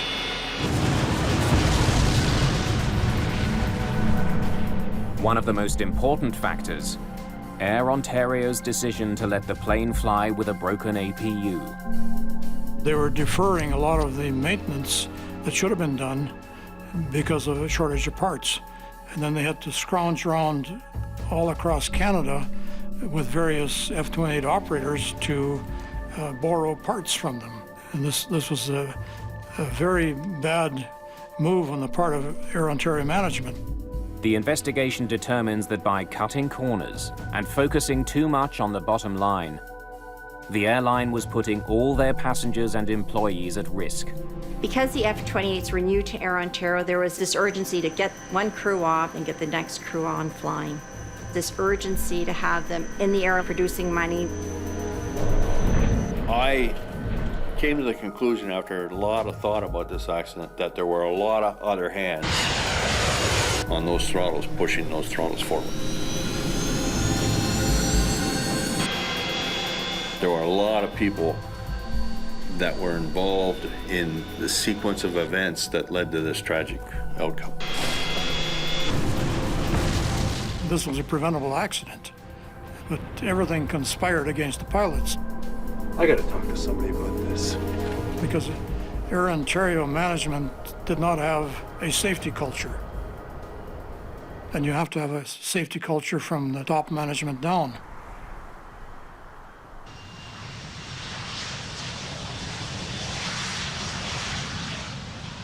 Knowing there are dozens of Fokker F-28s flying around the world, Justice Mashansky takes an unusual step. He releases a report well before his inquiry concludes. Good afternoon. It warns of the plane's vulnerability to ice buildup and stresses the need for frequent de-icing in winter conditions. Even a small amount of icing would be disastrous on an F-28.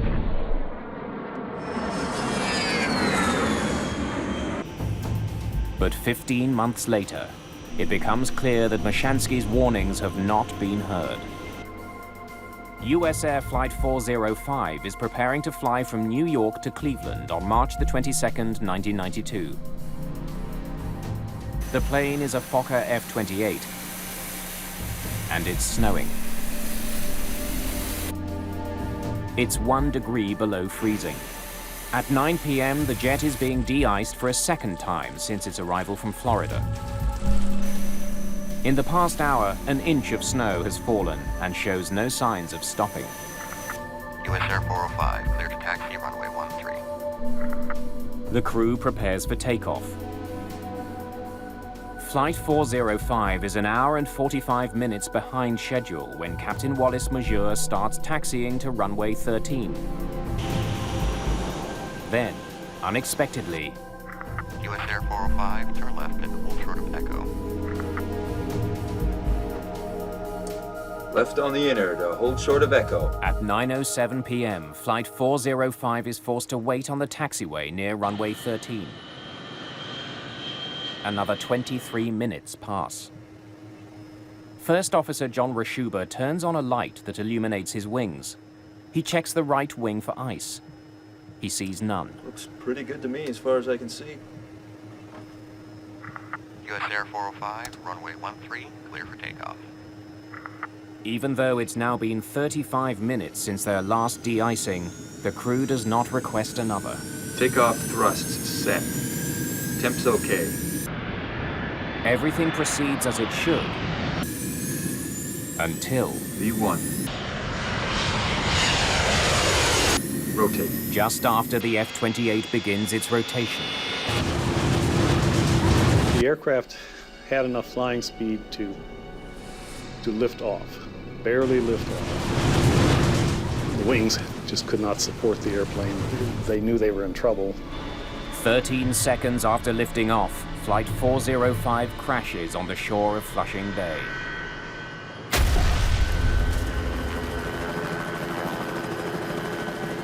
I don't think any pilot really thinks he's going to crash. They were trying to save the airplane right to the end. 27 of the 51 people on board are killed. Another Fokker F-28 has crashed with tragic consequences. My reaction when I heard about it was, my God, it's Dryden all over again. Within days, investigator in charge Robert Benson suspects that ice on the wings was the major cause. It would be very, very difficult for either of the pilots to really detect ice on the wings, looking backwards over their shoulders through the side windows of the airplane. Looks pretty good to me as far as I can see. So the captain was faced with quite a problem.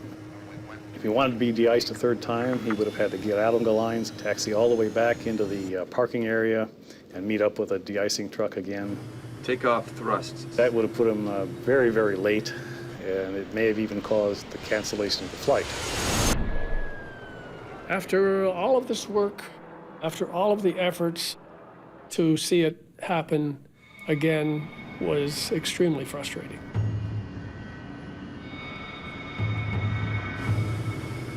There were no regulations in place requiring the crew to seek another de-icing after their extended delay. But Justice Mashansky had called attention to the dangers of long wait times when he issued his interim report. If they had followed the recommendations in my second interim report, this accident certainly could have been averted.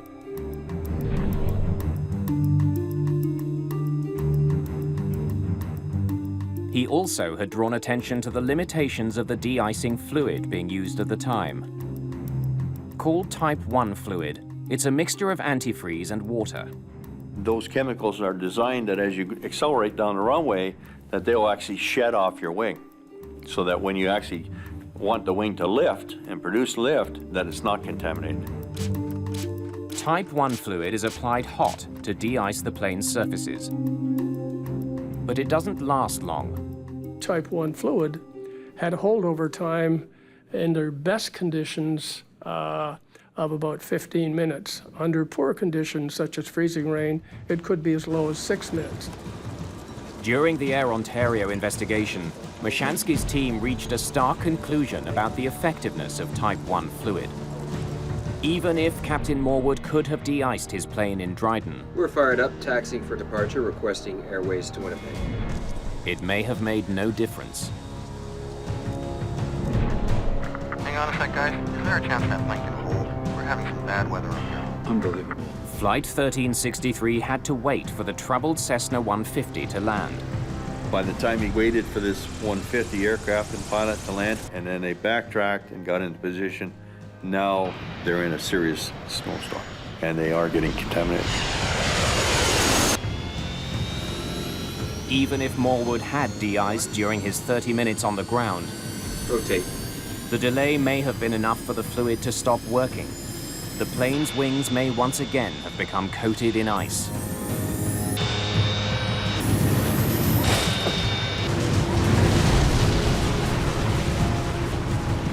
It came out in the examination of Air Ontario pilots that there was a dire need for training in terms of how the de-icing, anti-icing systems worked and how long your aircraft was protected.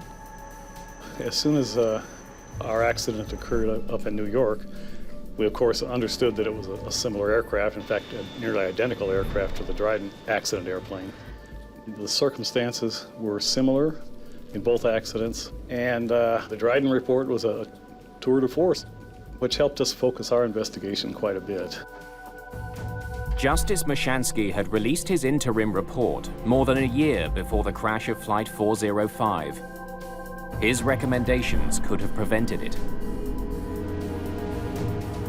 Mashansky would soon discover that a breakdown in communication had cost the lives of 27 people in New York.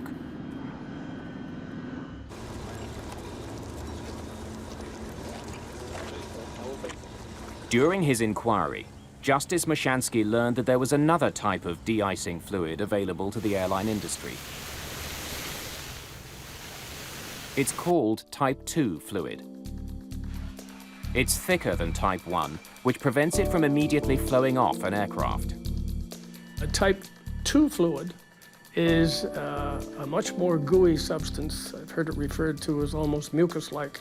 With holdover times of up to 45 minutes, it keeps ice from accumulating, then blows off the plane's surfaces at takeoff. 15 months before the US air crash, Mashansky recommended greater use of the thicker Type 2 fluid. Mashansky's investigators also studied de-icing practices at Toronto's Pearson Airport. We got a hold of a film crew, and we waited and watched the weather very carefully until we found a forecast of freezing rain. And we tracked one aircraft which was heading for the Caribbean. The investigators discovered an alarming gap in the time between de-icing and takeoff. And from the time the aircraft was de-icing on the gate until the time the aircraft took off was somewhere in the order of 41 minutes. So there was no doubt that aircraft were departing Pearson Airport with a partially or largely contaminated wing surface. We then went to Chicago O'Hare. This was the first airport to actually put in place runway end de-icing pads. And it was very useful in terms of explaining to us how these had evolved, what type of de-icing equipment they were using on them, how they worked. At the time of the US Air crash, LaGuardia did not offer de-icing at the runway, only at the gate. Again, 15 months before the crash, Justice Mashansky recommended the placement of de-icing facilities at runways instead of terminal gates. Mashansky also recommended that pilots not only inspect their wings from the cockpit, Looks pretty good to me as far as I can see. but also from the cabin. U.S. Air 405, runway 13, cleared for takeoff. Mashansky claims that his report could have prevented the crash at LaGuardia. But the Federal Aviation Administration claims it never received his report in 1990, and therefore couldn't pass the information along to airlines and pilots. But Justice Mashansky doesn't accept that. My second interim report went out in December of 1990. It's about a year and a half before the LaGuardia crash occurred. So I think probably sat on somebody's desk. The crash of Flight 1363 resulted in dozens of recommendations that could save lives. The crash of Flight 405 ensured those recommendations were widely implemented. Well, there was a lot that came out of Dryden. I mean, the commission came out with 192 recommendations. It changed the whole nature of how we approach contamination. We now have runway end de-icing pads, so they can get a final de-icing before they take off. This was something directly the result of the Dryden Commission inquiry. Today, most airlines use a new type of de-icing fluid. Type 4 de-icing fluid lasts longer. It will stick to a wing for up to 2 hours. As well, air traffic controllers must now be able to tell flight crews how long they will be delayed at the runway after being de-iced. Dryden is really the first accident that explored not only what happens in the pointed end of an airplane, but what happens within a corporate culture. It put CEOs on notice that they can't hide in the woodwork when an accident occurs. Dutch manufacturer Fokker went bankrupt in 1996. Despite this, in 2009, there were still 55 Fokker F-28 jets in operation worldwide, mostly in warmer climates. Nobody should ever lose their life due to a contamination accident again in commercial aviation, anywhere in a snow and ice environment. We've learned all the lessons